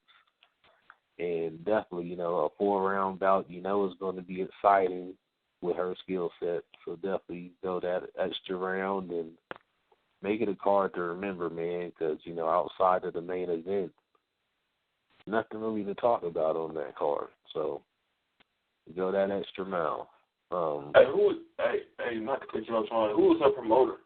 Or, is she the main I'm event? not sure. I don't think she's even signed with Rock Nation or anything like that exclusively. Like, I haven't heard anything about that, and this was all pretty last-minute thing with her making her debut professionally. You think Kathy? Yo, I thought Rico was on the card. Nah, I don't think he is either. Oh, wow. Isn't Curtis Stevens on it? I want to say Curtis Stevens. I know Curtis and Stevens. De La Rosa. Yeah, he's fighting James De La Rosa. I don't know how De La Rosa got on there. I know this is him, but Yeah, that spot could have went to Table of View. Hey, fellas, I'm looking at an article right now. Rock Nation is basically stating that they will sign Clarissa Shields if she wins this fight on the undercard. Okay, that's good news right there, man. So that's a good look, but they're not putting out a lot of shows either at this stage. No, they're not. So, I like I said, I'd like to see her keep her options open as far as who she signs with even after this fight. That's probably something we're going to pick up on another show in a couple weeks, post-fight. So we won't dive into that one now. Let's go ahead and take it over into our next topic. And we're going to stick with our man, Stephen Espinoza with Showtime, man. He's trying to make some moves over there at Showtime. He also said in another statement he wants to make a 140 fight between Adrian Broner and Mikey Garcia next year. Garcia has said he was intending to move to 140. He just wanted to capture a title at 135 first. So probably do that. I guess he'll try to do that against Zlatan Kanan. No easy task coming up for him, just to put that out there. But with that said, man, what are your thoughts on what Espinoza is trying to do with these big fights with Showtime CBS, man? Garcia, Thurman next year already being talked about. Broner, Granados, DeGale, Jack, Williams, Charlo, man, now you got this one being thrown in the mix as well for next year. What are y'all thoughts on what Espinoza's trying to get done over there? I'll start off with Big Cool on this one. I think he's doing what he's supposed to do. He was hired to bring excellent content to Showtime's sporting department, and that's what he's doing. And I'm glad his vision is kind of on par with what we us fans are wanting to see. I would love to see if Mikey Garcia Adrian going to fight sometime next year. I know Garcia has mentioned him. I think Broner's named some in the past, and like I said, Showtime is they took a little break, and now they come back with a boom. We get Thurman Garcia March 4th, I believe. Broner. Yeah, both of them, Adrian, especially each other. We get Brampton, Cruz, too. DeGale and Jack. So, he's doing what he's done. He's hired to bring quality fights to Showtime, and that's exactly what he's doing. So, that's what I expect of anybody that's hired in a position with that much power to do. So, like I said, I love his vision. I love his willingness to make top fights that we want to see. And hopefully we can get that Garcia Broner fight. But I'm definitely looking forward to Showtime's boxing schedule to close out this year and open up next year's boxing season with Jack and DeGale. All right. Let me pass it on the bow and get your perspective on this angle, man. As far as, HBO's had their budget woes this year. So what do you think as far as Showtime being willing and trying to bring these kind of fights such as Broner and Garcia being mentioned now, and them having the spending power at the moment to do it, or at least the willingness to do it? What do you think that means for them and their prospects in boxing in the future as far as even subscribers or them, being leaders in the sport? I think the one thing everybody got to understand is the viewing of boxing in the mind of Showtime, and this is what I mean by that. First off, let's make it very, very clear. Showtime is willing to give Stephen Espinoza the helm because it was a smart idea what they did when they brought Floyd over. They made a ton of money with Floyd being over there, and then the Manny Pacquiao. We seen the results of the money they made from the Pacquiao fight. Like we said, they took home damn near everything. More than they expected too. Right. They took home damn near everything, and HBO only walked away with $9 million. So they're putting a lot of trust into Espinoza because of that success on that part. They got into the Mayweather Al Heyman business for this right here. But what I was talking about, the mind frame of Showtime is, Showtime mind frame is if 500,000 people watch a boxing match, that's good for us. HBO mind frame is we need 1 million plus, otherwise it's horrible. Showtime was never involved in the pay-per-view, okay? So if when they did 700K with Robert DeGos Guerrero, then they did 500K with Floyd, they still view those as success because, that's how they view it. They view their success on a different scale than other networks would view a success of boxing. And you can call it the little brother syndrome or the little sister syndrome or whatever. But the bottom line remains is they have been able to take a model, an idea, a framework, and build it into something that we're seeing the results of that now over an extensive period of time. People forget the Super 6 tournament, who all was involved in that and where that took place. Gary Russell, Castillo versus Diego Corrales, and a lot of other great fights happened over on Showtime. So they've been consistent with their model and their idea, which is why now they're able to expand out more. And we're getting these fights going into 2017 because they've maintained decent relationships with people that can put them in a position to have these kind of big fights on their network. So it just goes to show that when you have a network willing, able, and capable to keep an open mind, not toe the mainstream media line, but maintain what their perspective is, these are the things that you can get and what can happen. Another fight, which is the Leo Santa Cruz Frampton fight, the undercard is Abner Maris and Cuellar. Okay? I think it's Abner Maris and Cuellar, and then, like you said, you have the Mikey Garcia fighting for a title. Mike Garcia comes back and make one fight. Now he's fighting for a title, which is what Mikey Garcia wants to do.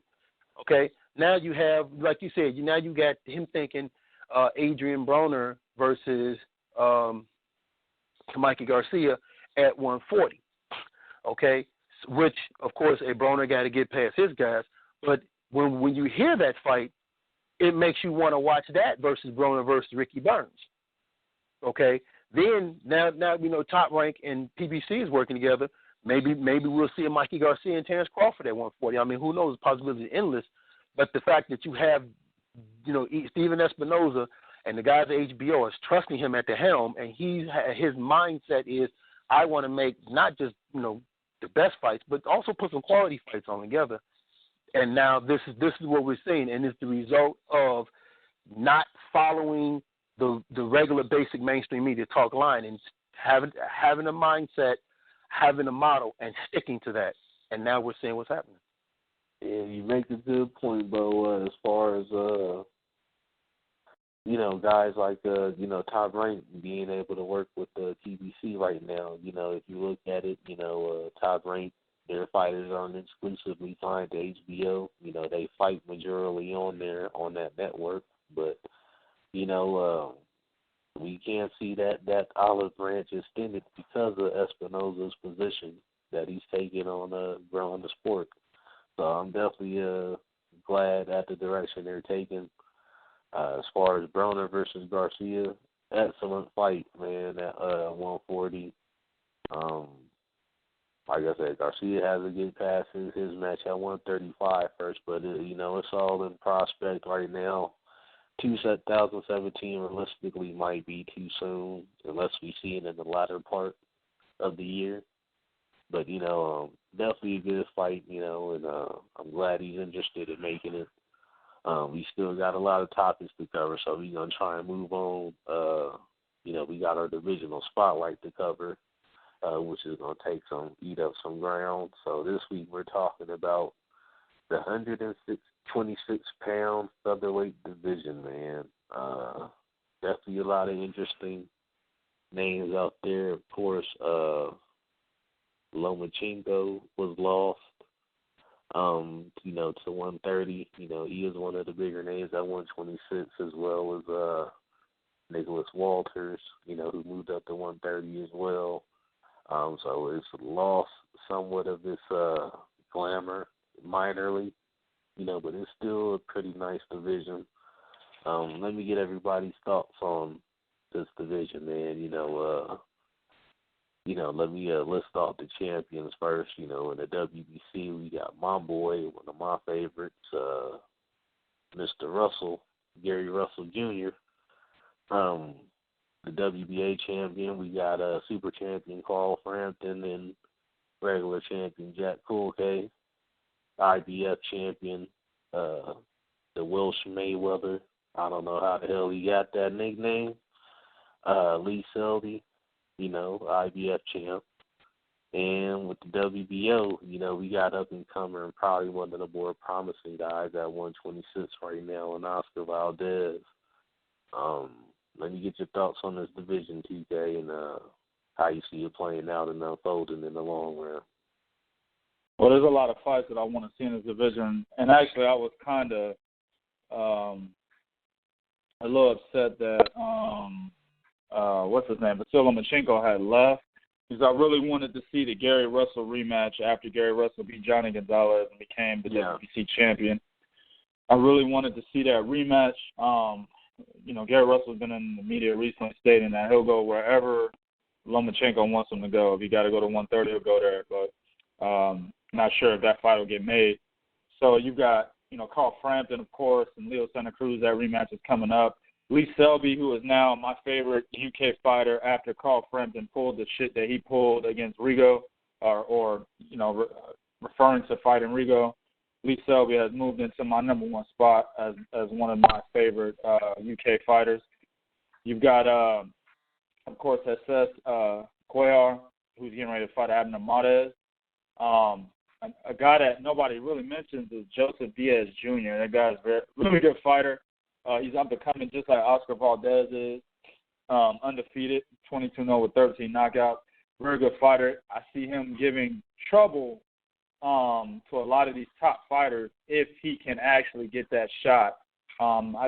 He probably needs a little bit more experience with contenders under his belt. Joseph Diaz Jr. Okay, Jojo Diaz. Okay, yeah. I think he needs a little bit more experience with some contenders, but I could see him giving a lot of the top fighters a little bit of trouble. Another guy that a lot of people are glossing over that I don't hear him talking about, I'm going to fuck his name up, but y'all with me, Sempiwe Vedyeka. Nobody's talking about this dude, okay? He did lose a technical decision to Nonito Donaire. But this is a guy that ended Chris John. Y'all remember that name, right? Yeah. Chris John, yes, we do. long WBA super championship run. He ended it, okay? He ended it with a fucking TKO, technical knockout. So, Sempiwe Vedyeka, man, even though, he's 35 years old, he's still a live body. He's on a three-fight win streak. All three of those guys are live bodies. They're not bums. The fights were in his native country. But I'd like to see him, come out of that shell after the Donaire fight. And by the way, that fight, the Donaire fight, man, all judges had Donaire up. But that fight was kind of turning his tide a little bit. Vedyeka was actually starting to look good at the time of the stoppage. So, we could possibly see a rematch between those two since that fight stopped on a technicality. Like I said, there's a lot of other guys, those guys that I mentioned, that Swan mentioned. I'd like to see him fight them. Actually, Vedyeka would be a nice stepping stone for Joseph Diaz or Oscar Valdez. Jorge Lara as well. There's a lot of options there, but I'd like to see Gary Russell fight the winner of Carl Frampton and Leo Santa Cruz. That's what I want to see next. Hopefully we can get that fight. But yeah, 126, man, it's a hot division. It's one of the hottest divisions in the sport, in my opinion. The sad thing is Gary Russell is probably the supreme and premier talent in that division right now, but he's not going to get his just due because of motherfucking Carl Frampton's ass. You look at the rematch with Santa Cruz coming up.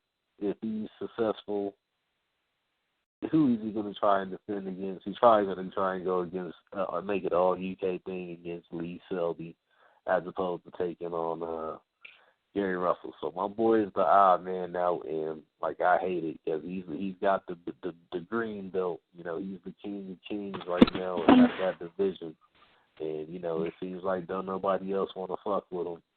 And you know ultimately, I think the two supreme talents in that division are Gary Russell Jr. and Oscar Valdez. Right now, that's just my take on it. At the end of the day, those are the two supreme guys. You got guys like Oscar Askindon and Robinson Castellanos. Those are two of my favorite guys in the division as well. You know, that's actually Gary Russell's mandatory at Askindon, but no telling what's going on with that situation at the moment. Like 2K said, JoJo Diaz, definitely a tough dude. You know, he's a bad boy up and coming. Eric Hunter. Who? Oh, yeah, Eric Hunter. You know, Eric Hunter who just called Lee Shelby. You got Carlos Zambrano. You got Josh Warrington. He's another good one. Ronnie Rios, another tough dude. Let me Carlos Zambrano. Let me get you. I guess you throwing names out there, so you give your take on the division and how you see it playing out, man. Well, this is you know the 126-pound division. Me and you covered this division intensively one time, and you know one of the reasons why we talk about why I probably don't get looked at as much is because you know historically the smaller weight divisions were never really looked at by most Americans. But man, I like this division, like you guys are saying, man. You know. You got Shelby, you got Valdez. JoJo Diaz was, I saw him when Ring TV did a live stream of fights, and he was on, and he was on there. So I've been following him on there. You know, like I said, Carlos Zambrano, you know, you still got your man Asawa. So it's some good fights at 126. It's open because of the exit of Lomachenko. And, Carl Frampton isn't going to fight Gary Russell. He's going to do the all UK thing with Lee Shelby. But man, this is one of those divisions that one or two fights can determine, you know, who the top guy is. Like, you know, I would like to see Shelby, you know, do a unification match with Valdez, you know, if he can get that fight. I think that would be interesting. To 2K's point, you know, I think he should also get the winner of Leo Santa Cruz and Carl Frampton. You know, maybe even the winner of Jose Cuellar and Abner Mares, you know. So there's a lot of ways you can go here, man. I would like to see, you know, Carlos Zambrano, you know, take on JoJo Diaz. I think that would be an excellent fight. You know, you got Josh Warrington. So you got some fights there that can be made, and it's a very good, deep division of talent. And I like it, but the question is, you know, the problem is, again, trying to get these fights because we can talk about them all day, but these fights, you know, they got to try to make them happen. All right. Let me get your take on this one, Bernard. Some of your favorites at 126, man, and the fights you'd like to see take place. The fights I always see take place pretty much in the 126-pound division is I would like to see unification bout go down between Gary Russell and the winner of the Carl Frampton versus Leo Santa Cruz fight, or possibly Lee Shelby. If not, even it could go either way, even with the champions, because since we already got the door open with the Al Heyman and Bob Arum Tom Ring, we possibly see Oscar Valdez probably go against a Carl Frampton or Gary Russell. There's a lot of possibilities open in this division. I mean, y'all already named a lot of names. I mean, I could go through the current rankings right now, but it's probably no need to. But this is a division I would have to really look into because you have a lot of names, and it's a division that is underrated and is not looked upon. Like, again, what Bo said, the small divisions don't get looked upon on. So I'll definitely keep my eye on this one as well. Yeah, like it was said, Lomachenko and Walters leaving the division definitely made the division lose its luster. Because prior to that, I had it being pretty much up there with 154 and 147 as my, pretty much my deepest divisions in boxing. 126 was just that deep at that time, and still is even devoid of them now. It is a lot of good fights. Like I said, Gary Russell, he went out there and pulled Lee Selby's whole card on Showtime on live air, and nothing's been done since on Selby's part. So we know he's not going to get that gas. So, you know, at the end of the day, we'll probably end up seeing Gary Russell and Oscar Valdez. That might be one of the few unifications we see. I'd like to see that fight personally because they are the top tier, are the best two in the division right now to me. As champions, they're the best two, even over Frampton. You know, I think Valdez is just something very special, especially, you know, since moving to Manuel Robles. You know, training him. He's peaked. You know, he's starting to peak. You know, let me go ahead and pass it over to Big Cool. Is there anything you'd like to add on to this topic as far as fights you want to see at 126, or how you see it playing out? I do agree with the consensus that Gary Russell Jr. Right now is the best guy in the division. So Oscar Valdez is the future of the division. You know. And I expect him and JoJo Diaz at some point down the line to meet in a mega fight in that division. I like JoJo Diaz as a fighter, but Valdez, in my opinion, is going to be a special superstar type of fighter when it's all said and done. And I like to see all the top champions, all the champions in the division unified. I agree Carl Frampton is going to try to hold that title hostage as long as he can before he has to fight anybody that poses a real threat to beating him. Not saying that Santa Cruz can't do that in their rematch, but I think that he should have tried to make a fight with Gary Russell Jr. or at least Lee Selby to unify the division. But he has, you know, other plans. And, you know, he wants to make his money and keep that title for as long as he can before he has to step up. So, you know, like I said, Gary Russell, Valdez are the two best guys in that division, but still a lot of great fights to be made. You got Abner Mares fighting, and hopefully he can make some noise. One of my favorite fighters, but it's a deep division with a bunch of talented guys, and they all need to fight each other and see who comes out on top. But like I said, Gary Russell Jr. and Valdez, I would love to see that fight sometime down the line. But Gary Russell Jr. talking about retiring before 30 or whatever it was. Or as he said, so I don't know if that fight will happen before he hangs him up, but I got a feeling he'll fight a little longer than he previously stated. But those are my thoughts, man. It's a deep division with a lot of great fights to be made. All right, so that's going to bring us into our next topic, pretty heartbreaking one. Man. You know, just when you thought our boy had finally, you know, graduated and, you know, got his business sense together, you know, and, you know, was on to something different. He shows he's probably still enrolled at the Winky Wright School of Business. One of our favorite fighters, man. All of us like him on this show for the most part. Demetrius Andrade, because of failure to do things in a timely manner, his fight for the WBA title, regular title, against Jack Culcay is off. They didn't meet the deadlines after the first bid to sign contracts and whatnot, and yeah, it was just a big mess as far as that going on, and Andre's intentions to still be part of the WBC tournament caused some conflict as well, is what I was reading recently. But I'll go ahead and pass it on the bow on this one. Let me get your take on this one, man. Thus goes the life of Demetrius Andrade. That's just the way it is. Listen, he had the same issue before, and don't get it twisted. Culcay has had this same issue also, trying to secure fights. But this was the same issue about returning documents and paperwork in a timely fashion when it came to fight one of the Charlo brothers.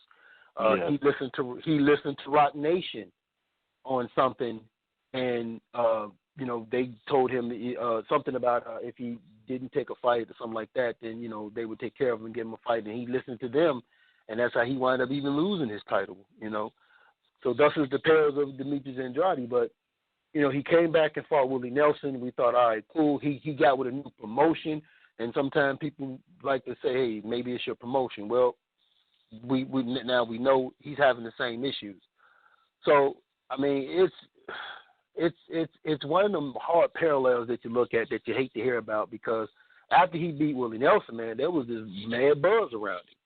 Okay, he was targeting Erizani Lara, and I was actually on his side when he was targeting Lara, and Lara was saying, hey, he don't want that work.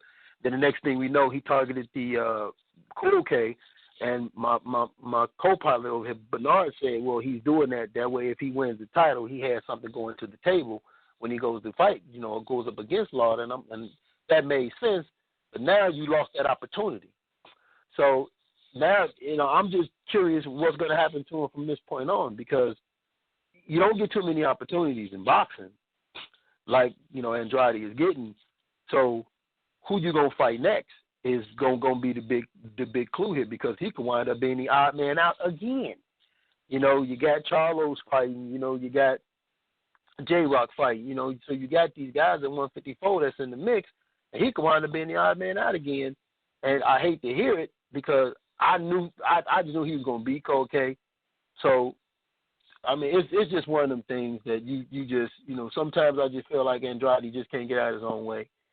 And it's sad to hear it, but hopefully he bounces back from this, because this, I mean, he's a bad dude, and I like watching him. You know, he's one of my fighters I like watching because I love his style. All right, I'll pass it on to TK on this one.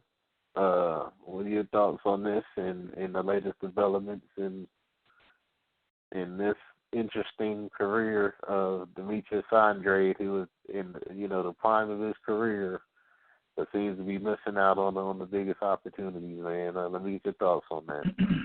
Yeah, I mean, it's very unfortunate, man. But the biggest thing with Demetrius Andrade is what he did. You know, most recently regarding his promotional company, I think at the beginning of this year when he re-signed with them. Yeah. I mean, with that move right there, re-signing with Banner Promotions, we should have known that he was going to have trouble trying to get the type of fights that he wants to get, or at least getting the type of fights that you and I and the rest of us on this panel want to see him in. Banner Promotions is like the C-level promotional companies in the sport of boxing. I mean, they have to adhere. To put it in better Go ahead. perspective, they're just one step above Caribbean, which is the one that Rigo is with.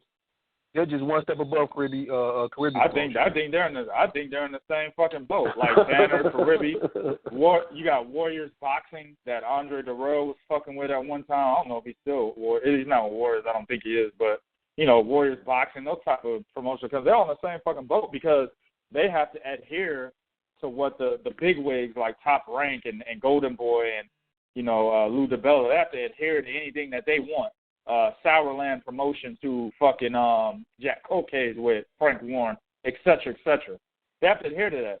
One of the biggest things they were adhering to was that, you know, Jack Culcay was getting a major portion of the purse, to where I remember the figure was like $150K for Demetrius Andrade.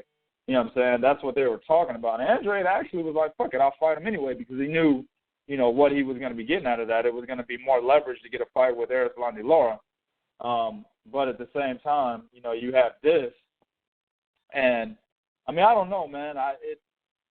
It's like I said, it's a situation that should have been foreseen. But, I mean, we're all so excited for Demetrius Andrade beating Willie Nelson that it pretty much bypassed us.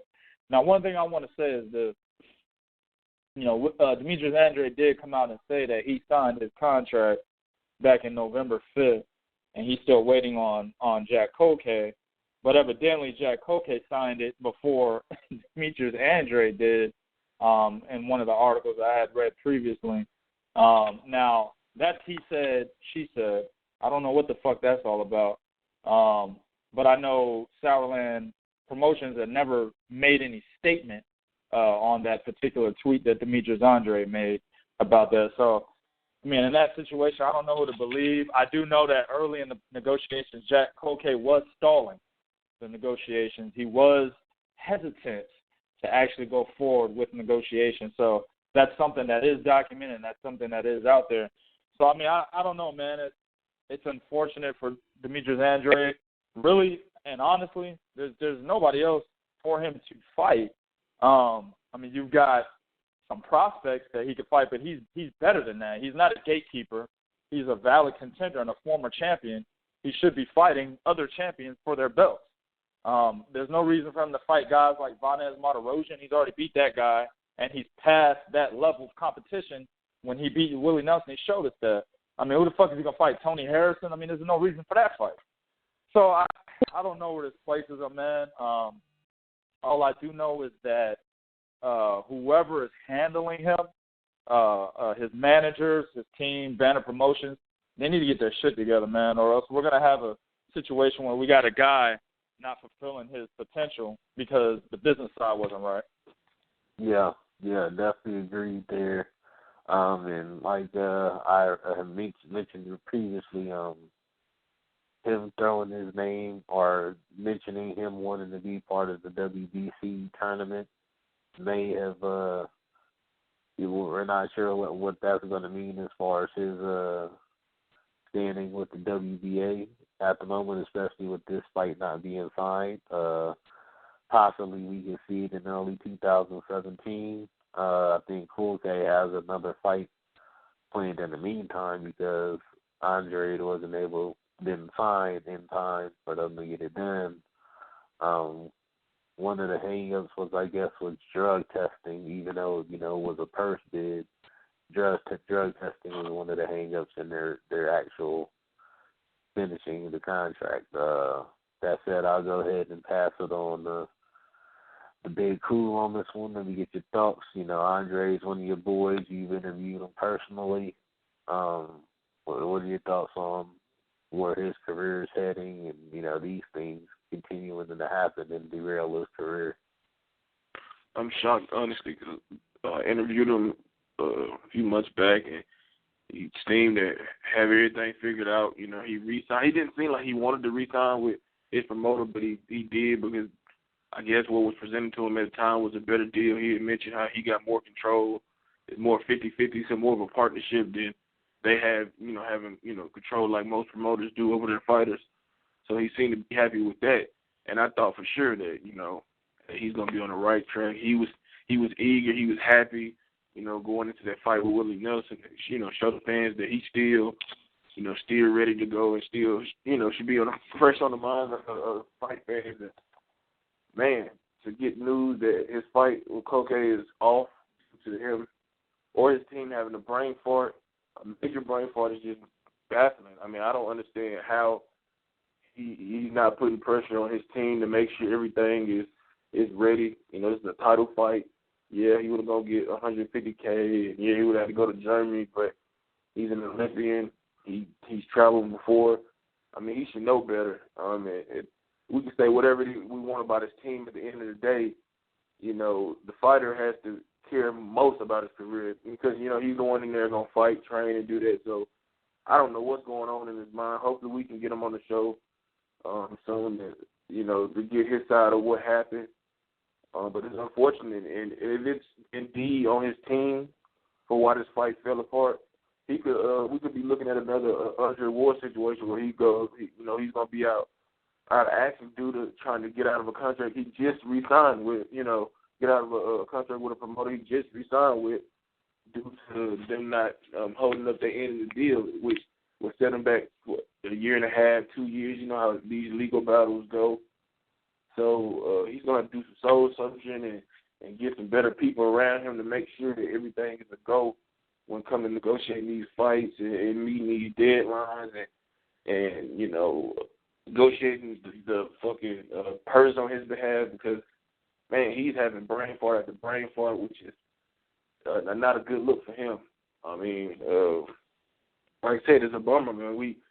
I speak for all y'all. We all love him as a fighter, man, and he's a cool dude, funny guy, and just for him to keep having these mistakes, man, it's kind of like you need to change the people you surround yourself with, because obviously they don't care enough about you or your career to get you ready on the legal side of everything with the paperwork.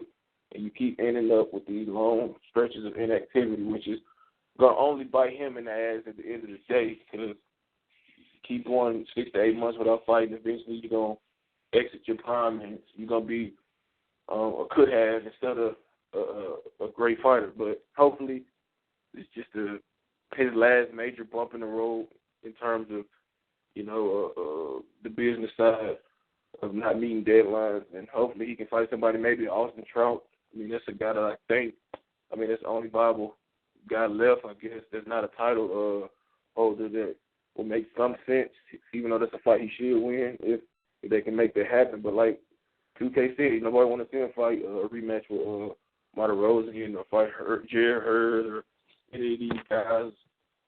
Maybe Tony Pearson, another guy who I think is, his last win prepared himself past prospect stage into a contender. So hopefully he can get his shit together and bounce back next year, because he's definitely not fighting the rest of this year. So we'll see.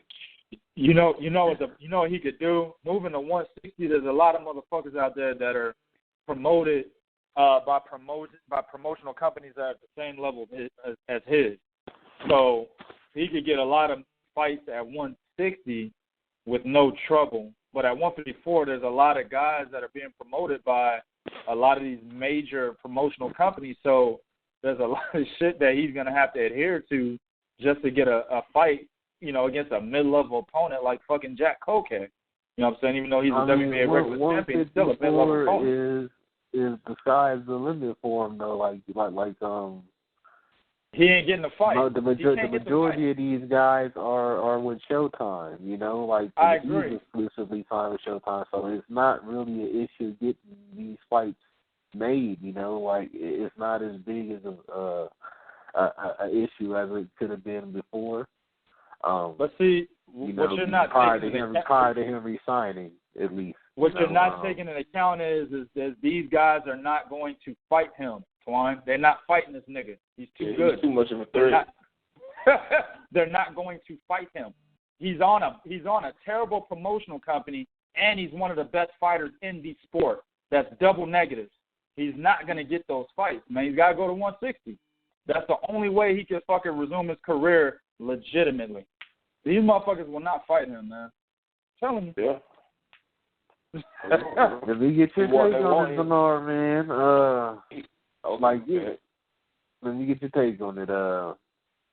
As far as Andrade's situation, TK mentioned a good point now that he thinks Andrade should move up to 160. I'm personally opposed to that one. I think 154, he's still, especially if this WBC tournament is actually made, at least that's a prospect for him to get a belt for sure outright. So let me get your thoughts on that, Bernard, as far as that. Okay, let me first say this. When I first got the news, I had to go back. I thought Culcay didn't sign the contract at first. But when y'all broke the news to me before the show that he signed it late, I was highly pissed, man. But to speak on what you said 154, he said 154. 2K said he should move to 160. There's arguments that I could see benefits on both sides. I mean, if he could try to get the Culcay fight one more time for early year, I would say go for it. Yeah. But if he can't, cut your losses, move on, and move up to 160. That's what I would do, unless that WBC tournament pops up for him where I'm sorry. I'm with Twan, man. I'm with Twan. I think he's still 154. I mean, can't let him off the hook. I mean, that's your opinion. That's cool. I said he should at least try for the Culcay fight one more time, get that belt so he can have something to bargain with. If he can't get that fight again, move the fuck on to 160, because if they not gonna fight him, or that's the variable right there. They not gonna fight this nigga. I mean, even with but the that wasn't WBA the issue though. The issue here was Andre did not sign the shit on time. Okay, right. The fight was he good. It's fucked not up. a matter of somebody not fighting him. No, you know what I'm saying? It's not a come on matter now. of somebody not fighting him. No, fuck that. If the money right, they're gonna fight. Think about. Hold on. Fuck that. Think about that, people. This nigga called out Canelo millions of fucking times. Called out Erislandy Lara millions of fucking times. Okay? These motherfuckers are not stepping to the table to fight him. That's why he's fighting Jack Culcay, or had the opportunity to fight a Jack Culcay. Nobody is talking about getting. Hold on, Bernard. Nobody is talking about getting in the ring with Demetrius Andrade. Jermell Charlo, he was supposed to fight him in 2014. Again, that was his fault, but that fight never even materialized again. Jamal Charlo's never talked about it. Austin Trout's never talked about it. Shit, Miguel Cotto's never talked. Nobody's talking about fighting this dude. Yes, he has two problems with Jack Culcay and Jermell Charlo, but at the same time, nobody's stepping up to the plate to say, I'll fight this motherfucker. Nobody wants to do it. Even when he was the WBO champion, they still didn't want to fight him. That's why he had to fucking defend against Brian Rose.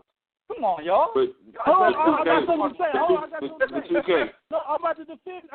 2K actually got a good point. But let's Dr. Gracie, he is technically the mandatory for Canelo right now. And when he was the WBO junior middleweight champion, he was calling out Canelo, who was his mandatory. How the fuck you call out your own mandatory? Your mandatory don't even step up to the plate. That's fucked up in itself. Let's not forget that. So why bullshit and continue to fuck around with this division? Move the fuck up. Hell, he might even get a chance to fight the one and only Boogie Monster 160, Triple G, if he puts in some work. You know what I'm saying? Might as well. But the Star Banner will fuck that up too. I'm like, but y'all got to understand though. I feel where y'all coming from. I feel where y'all coming from. But this situation right here with Culcay, he fucked himself out of it. So I mean, he had his chance to get himself back in the mix where he could bring something to the table to get a Laura, to get. Exactly. You really think he would have got? Look at this WBO. But I hear what you're saying. They didn't want to fight him when he was the WBO champion, but still, now we advanced 2 years on. Now Laura, I think Laura would have got in the ring with him. I honestly do. I think Laura will fight him. Why don't Laura fight him now? Why the fuck does he got to be the WBA regular champion in order to get a fight with Laura? Laura got motherfucking Twitter fingers. Okay, let's keep it real. Sometimes everybody Lord he get Twitter fingers, all right? I'm just gonna be honest about that. But my problem that all of y'all you better be careful, bro. They gonna revoke your Cuba. They gonna revoke your Cuba pass. They gonna let your ass back. You keep talking this shit. You better watch yourself. This shit with Culcay never should have went to a fucking purse bid. That's my whole issue with that. This shit never should have went to a fucking purse bid. They wanted this to go to a fucking purse bid because there's still two conflicting stories about who signed what first. So we can't just go off of it's Andrade fault. No, there's two conflicting stories about who signed what first. But this shit shouldn't have went to a purse bid. He shouldn't have had to have taken this route. At the 2K's point, like he said, Charlo, after the situation happened with Andrade, he never revisited that. Neither one of them. They never revisited that shit. He gave a great performance against Willie Nelson. After that Willie Nelson fight, I didn't hear nobody say, we're glad he's back. I want him in the ring. Yeah. So, you know. True, but what 2K said last time we talking about this, you know, we could go to the first bid. Culcay and his people let it go for a reason. They wanted the most money, so that's why we got to this point. Yo, it went to a purse bid, and that fight had to be taken in Germany with 5 weeks before him to go in there. Yep. Hey, well, that's what he agreed to. That's what he agreed to. A 30-camp fight is 8 weeks. Yep. Hey, but that's what he agreed to do. Nah, that first bid happened a while ago, man. That first bid happened a while ago. I can't lay this at his feet as it's Andrade's fault because there's two conflicting stories about who signed what and did what. Because even if you want to tell me he did it late, then you telling me, okay, he did it late, but guess what? We can still kind of make this fight. They like fuck it completely, and that's my problem. I agree. I don't think Culcay wanted to fight, but like 2K said, if you're the champion and you know that the organization is gonna give you majority of the purse, hell, you're gonna do that because you want the bigger piece of the race. So it's I guess you can put it on Culcay too because he didn't really want to fight, but he's just doing what 2K said. What 2K said. 2K was listening to the show, and he's like, okay, that nigga is right, so I'm gonna just let him go first. So is Culcay pretty much babysitting that belt now? You damn right. Who the fuck is Culcay called out? Who is Culcay called out in the 154-pound division? Has Culcay said I want some of the top guys? Has he said that? Okay, thank you very much. It's 2K fault, man. He's listening to you, 2K. It's your fault. You know, 2K Andrade, so it's your fault. He was listening. Culcay was listening to you, man. All right, Twan, we done. Yeah. I mean, that brings us on to our next topic. I'm saying we got some fights, a weekend of title fights happening basically. As far as you got the Manny Pacquiao card this weekend. His main event against Jessie Vargas. You also have Oscar Valdez on the card defending his title. You got U.O.E.N.O going for another title again. I don't know how the hell he got that so fast. Another shot. Thank you. Thank you, Bob. Yeah, Uncle Bob. We also got another fight on the card and title fight on the card, and Nonito Donaire going against Jessie Magdaleno, which is probably the fight I'm most interested in seeing personally. I guess, yeah, we're going to do a breakdown of all these fights or just of the card in general, preview. Started off with 2K, man. Top to bottom, let me get your picks, how you see the fights playing out, man. Well, I'm going to go with since we're kind of pressed for time, I'm going to go with the Jessie Magdaleno, Nonito Donaire fight. I don't know, give a fuck about Zhao whatever his name is. But, Magdaleno is a very good fighter. I think he's being overlooked. I can't remember what I've seen, but there was an article that came out where Bob Arum is already trying to match Nonito Donaire with somebody else after the Magdaleno fight. And I can't remember who the guy was right off the top, but when I was reading it, I was like, damn, why are they looking past Jessie Magdaleno? Now, he has two other brothers. I can't remember the youngest one. He just started. Now, Diego's the older one. Diego's older than him. He has a younger brother. I can't remember his name, but he's 4-0. He just started. Diego, the older brother, I used to think he was the best one back when these two guys just started their careers before I actually watched Jessie fight. And then I watched Jessie fight, and I was like, oh, hell no, he is the better of the three. Dude is real slick. He's got fast hands. He's got nice footwork. He has nice power in both his hands, particularly his left hand. And he throws a very good lead left hook to the body. Very good puncher to the body. Only problem is, man, like he doesn't, to be a slick fighter, he doesn't utilize lateral movement. I think against Nonito Donaire, when he punches that left hook, he's going to have to move to his left in order to get away from Nonito Donaire's left hook. You don't really see him turning his opponents. You actually see him standing there, and then he'll bounce. He has a nice bounce. He'll feint, he'll back up, or he'll bounce back, he'll bounce forward. He's not really doing that laterally, which is going to be a problem because if he's standing there and he's another guy that drops his hand while he's throwing combinations or while he's throwing the jab, if he does that shit, he's going to be in prime distance for Nonito Donaire's left hook. So I'm kind of afraid for him on that. He doesn't judge distance very well. That also leaves him open for counters. But as far as his offensive arsenal, man, he's a very good fighter. He's 23-0 with 17 knockouts. Man, this is an excellent fight. I don't think Bob Arum and Nonito Donaire should be looking past this guy at all. It's definitely a fight they can lose. All right. Do you have a decision, or who do you see winning? Do you think Donaire will win this, or Magdaleno, or do you have 50-50? Yeah, I gotta look at some training camps. I haven't looked at the training camps for these guys yet, so I could see exactly who's doing what. How does this fighter look coming into this fight? So if Magdaleno has a shitty training camp, he's not working on his lateral movement, I think he can get caught in one of those left hooks.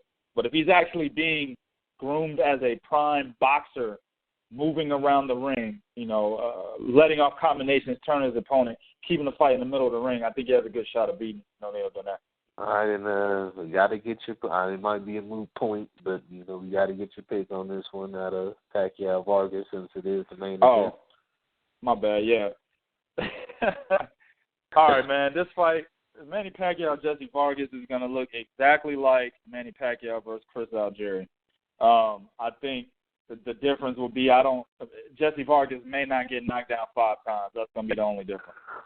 I mean, honestly, I was saying at one time that Jessie Vargas versus Chris Algieri is an excellent fight because both of those guys have almost very similar styles. They utilize the jab very well. They judge distance very well. B-level boxers. They're not elite. They're not C-level. They're both champions. Chris Algieri was a former WBO 140-pound champion. That would be an excellent fight, in my opinion, at 147. And it's not a fight that Jessie Vargas was just walking in there and fucking win. But what Manny Pacquiao is able to do, his abilities, he's not a different fighter than what he was when he fought Chris Algieri, giving us the near exact same style with the same tendencies. This is going to be an easy fight for him. Like I said, I see it going the same way, just minus the knockdowns. I expect Pacquiao to win at least 10 rounds. All right, I'll go ahead and pass it over to Bernard. Your thoughts on this card, night of title fights, any previews or fights you're looking forward to on this card specifically? Oh, man, the only fight, I'm going to look into that don't need to know their fight, but I want to piggyback on something that 2K was saying. He wanted to know the name that couldn't come to mind.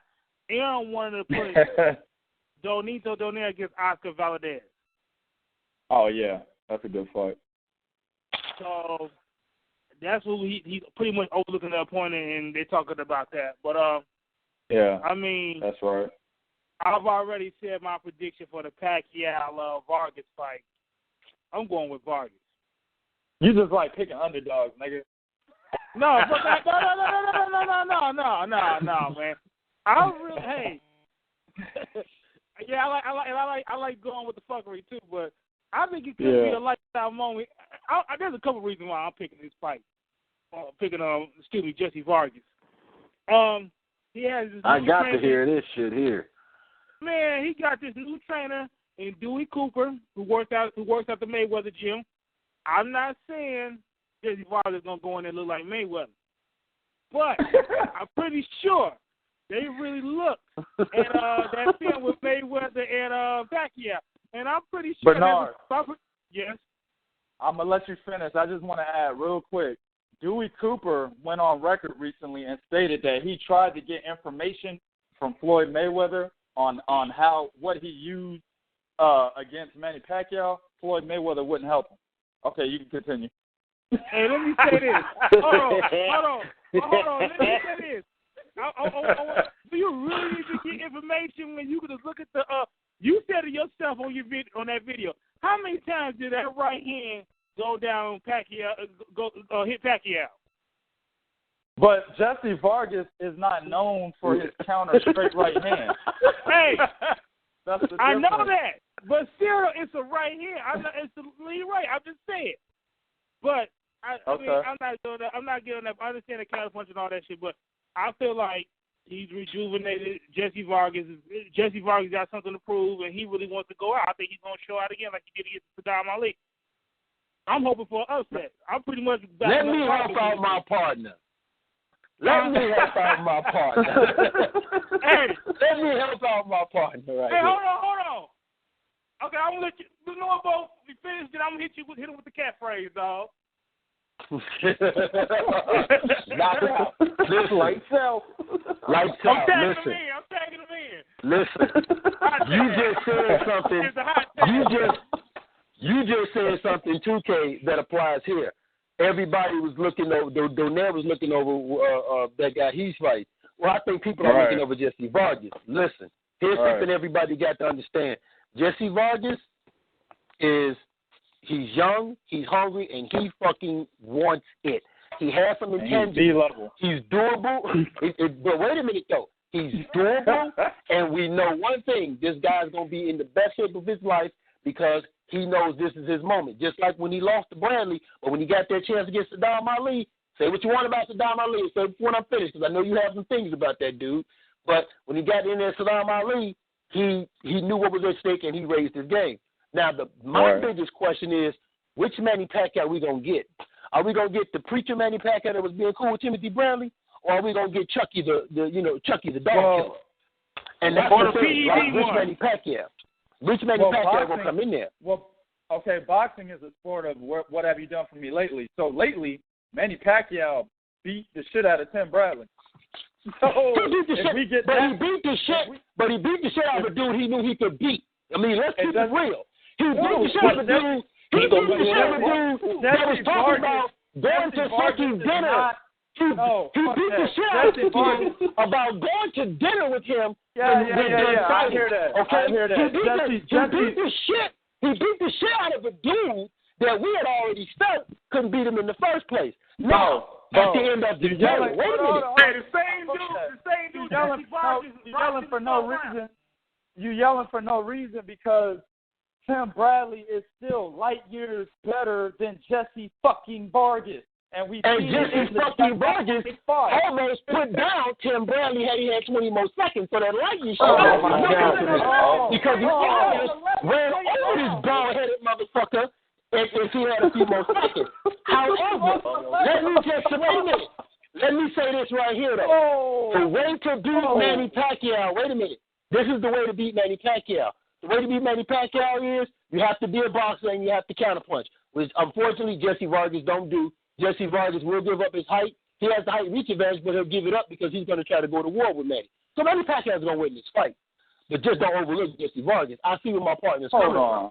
Fuck that. I need to speak on what the fuck you just said. So basically, Jessie Vargas and Tim Bradley are on the same level as far as being able to beat Manny Pacquiao because Jessie Vargas landed a ghost right hand in the 12th round of a fight where he lost 11 straight fucking rounds. Are you kidding me, nigga? I said it.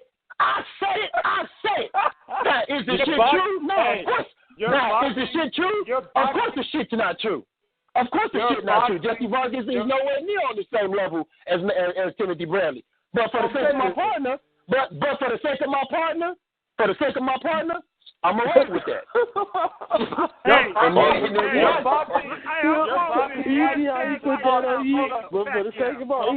the sake of my partner,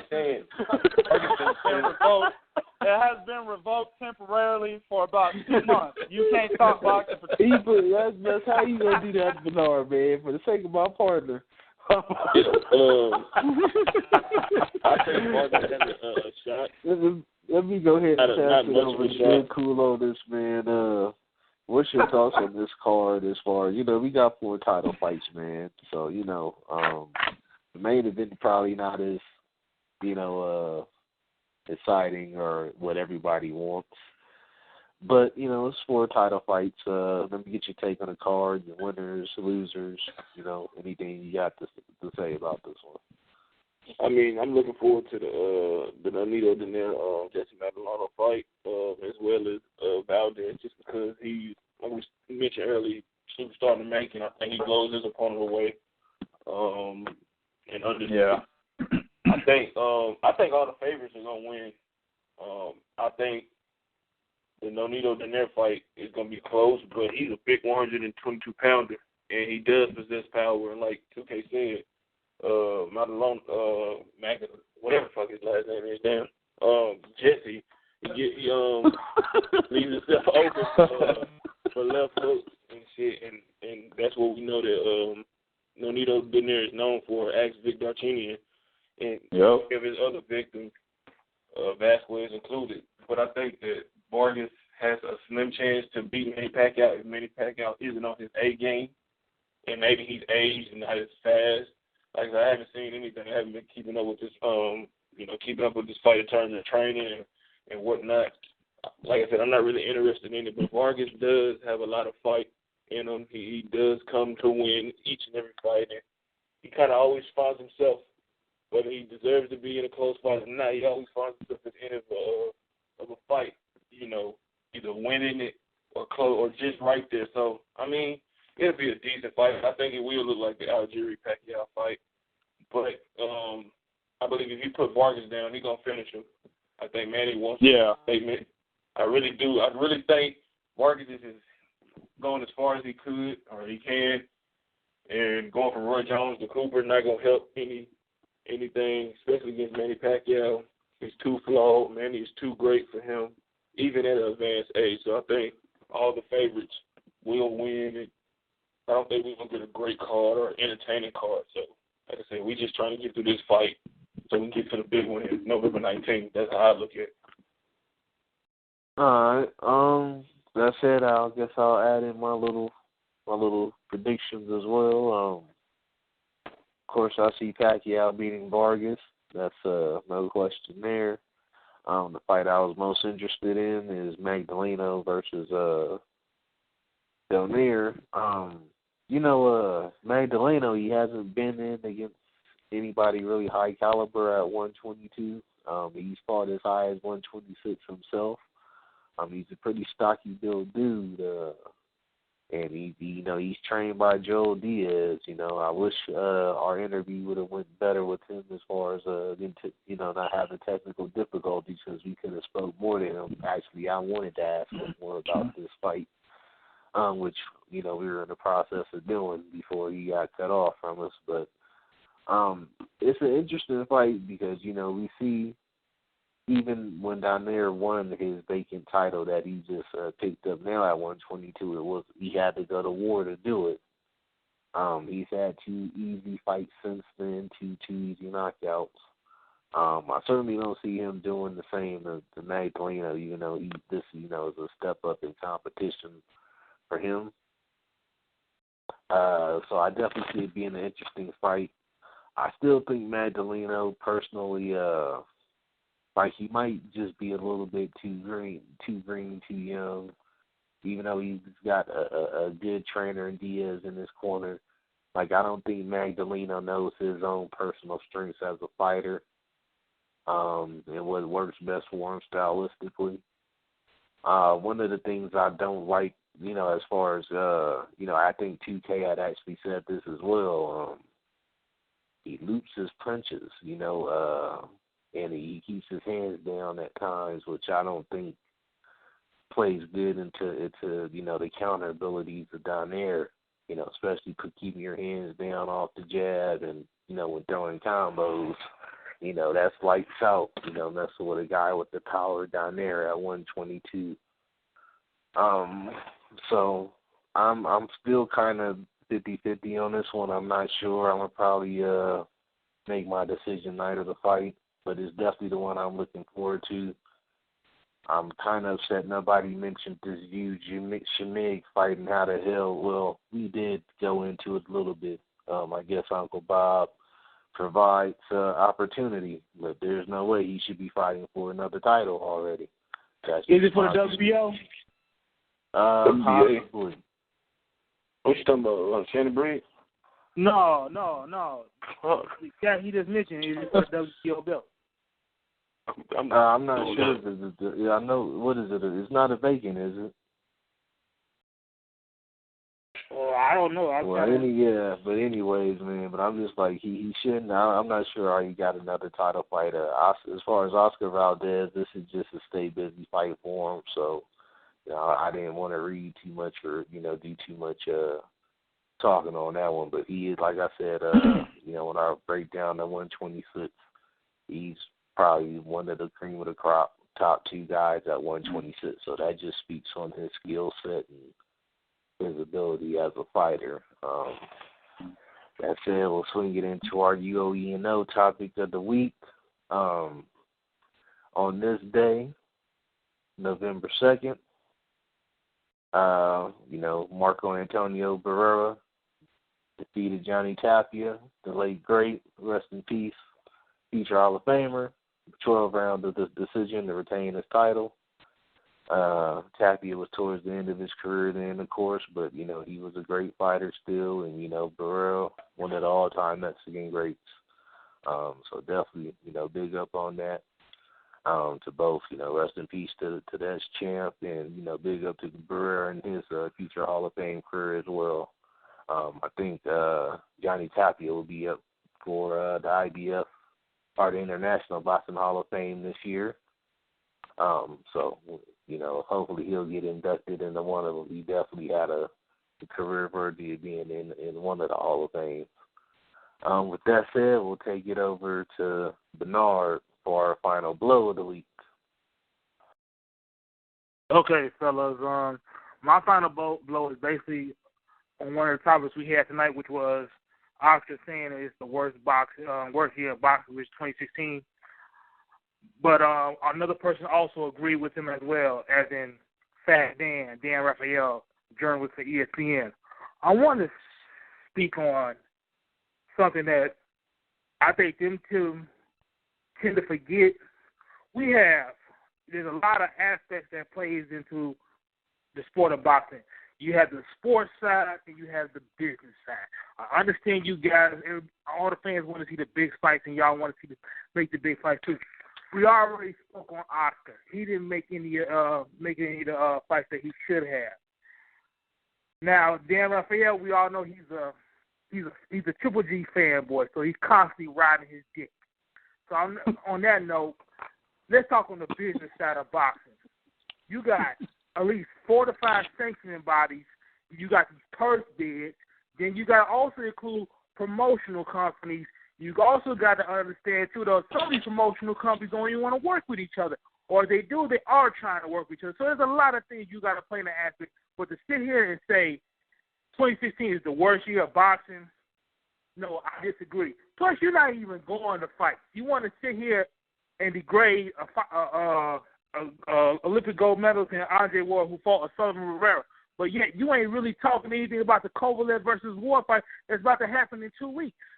So that's totally, what you have to say is total bullshit. So at the end of the day, I think everybody just needs to pretty much him, he just needs to shut the fuck up forever. He shouldn't even be a boxing journalist, let alone. So in this note, when you to say that, to make those type of comments, look at all aspects at this sport and look at all the players and all the things and issues you got to deal with. We also had this year where Tyson Fury win all the belts from Klitschko, if I'm correct. Then when he did win the belt, he was going to give Klitschko his rematch. But due to that, the IBS stripped him of that belt, so that's another issue right there in itself. So it's a lot of things. Again, a lot of things play a lot of roles. So there's nothing wrong with boxing. Let's talk about the good fights we had. We had the Thurman versus Porter. We had possibly the upset of the year, Joe Smith knocking out Fonfara in the first round. Let's talk about the Carl Frampton versus Santa Cruz fight. That was another good fight. We got the Poster versus Crawford, a unification bout in the 140-pound division. Two young undefeated fighters in their prime defending their belts against each other, and Crawford won. So there's a lot of great things that went on this year throughout the box, and we still got the rest of the year to go. So at the end, shut the fuck up forever, Dan Rafael. You can't speak on boxing. That's it, man. From this point on, man, we're going to have to put some ether music or play some purge music for these casual journalists, man, because they come with that bullshit and that fuckery, which I'm down for. You know what I'm saying? So, hey, I'm done. What's the move? After that, what's the movement? 41-0 with 37 KOs right now. No, we got 41 knockouts, man. We ain't down to nobody. I'm trying to figure out who went the distance. It's Jarrell. But Bo against Charles Hill. Oh yeah.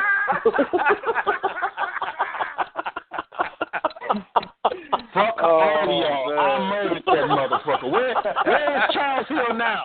Charles Hill is a 30 for 30 fucking movie. Oh man, that's fucked up. I just want to piggyback on that topic, as far as what Dan put out there and Oscar as well. We talked about it on the show, but I didn't mention this. Richard Schaefer actually had a rebuttal, and I'm glad he said this. He's like, it is bad for stakeholders such as media and, even promoters to talk bad about the sport, man. Like, you're not supposed to down talk the sport. Do something about it. Be about action, man. But to be down talking it, it makes it look like you have some kind of other agenda, and it doesn't serve the good of the sport to do that. I'm not saying put glitter on shit, necessarily, but keep it real, honest assessment, all, bias out of it. It's already bad enough people think you're on some kind of industry payola shit like it's the record industry. DJ payola, Ring TV magazine type shit. We see with some of their writers as well.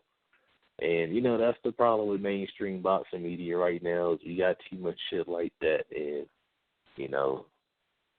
media needs to be in the hands of actual boxing people, not just school-trained journalists who found a niche.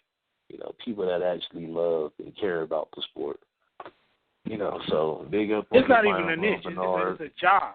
It's not even a niche. It's a job. Excuse me. I apologize, but it's not even a niche. It's like, hey, I get paid to talk about this. I like this certain fighter, and that's it. Yeah. So big up. Remember, Dan Rafael is quoting and saying, "I cover the fights they pay me to go to." Yeah, he lost credibility with me when he said he's never been to a fight as a fan. He's never paid for a fight as a fan or went to one, and that just shows you, like you're only doing the fights that you get paid to cover. Like what kind of fan are you really? Right. Like, so I don't necessarily I don't get paid by ESPN to cover the fights I cover. I do this shit for the love of it, but even before I got into doing the media shit, I was traveling the fights as a fan. So, those are the kind of people I want to see as far as big media are being, having respect as media, as considered mainstream media. That's what I look at now. We are the mainstream. Fuck them. That said, that concludes this episode of The Movement. For my co-hosts, we got Big Cool, Colossal Boxing Talk, Bo and Bernard of the Truth and Facts About Boxing. Facts. TK the God. Oh, Truth and Facts About Boxing. My bad. See, I'm glad you guys got me. Yeah. TK the God of the Gods of Boxing Talk, and I am Twine the Divine Liberty of HoopJab.com and Rocky Mountain Boxing, and together we are The Movement. To the next episode, thank y'all for listening.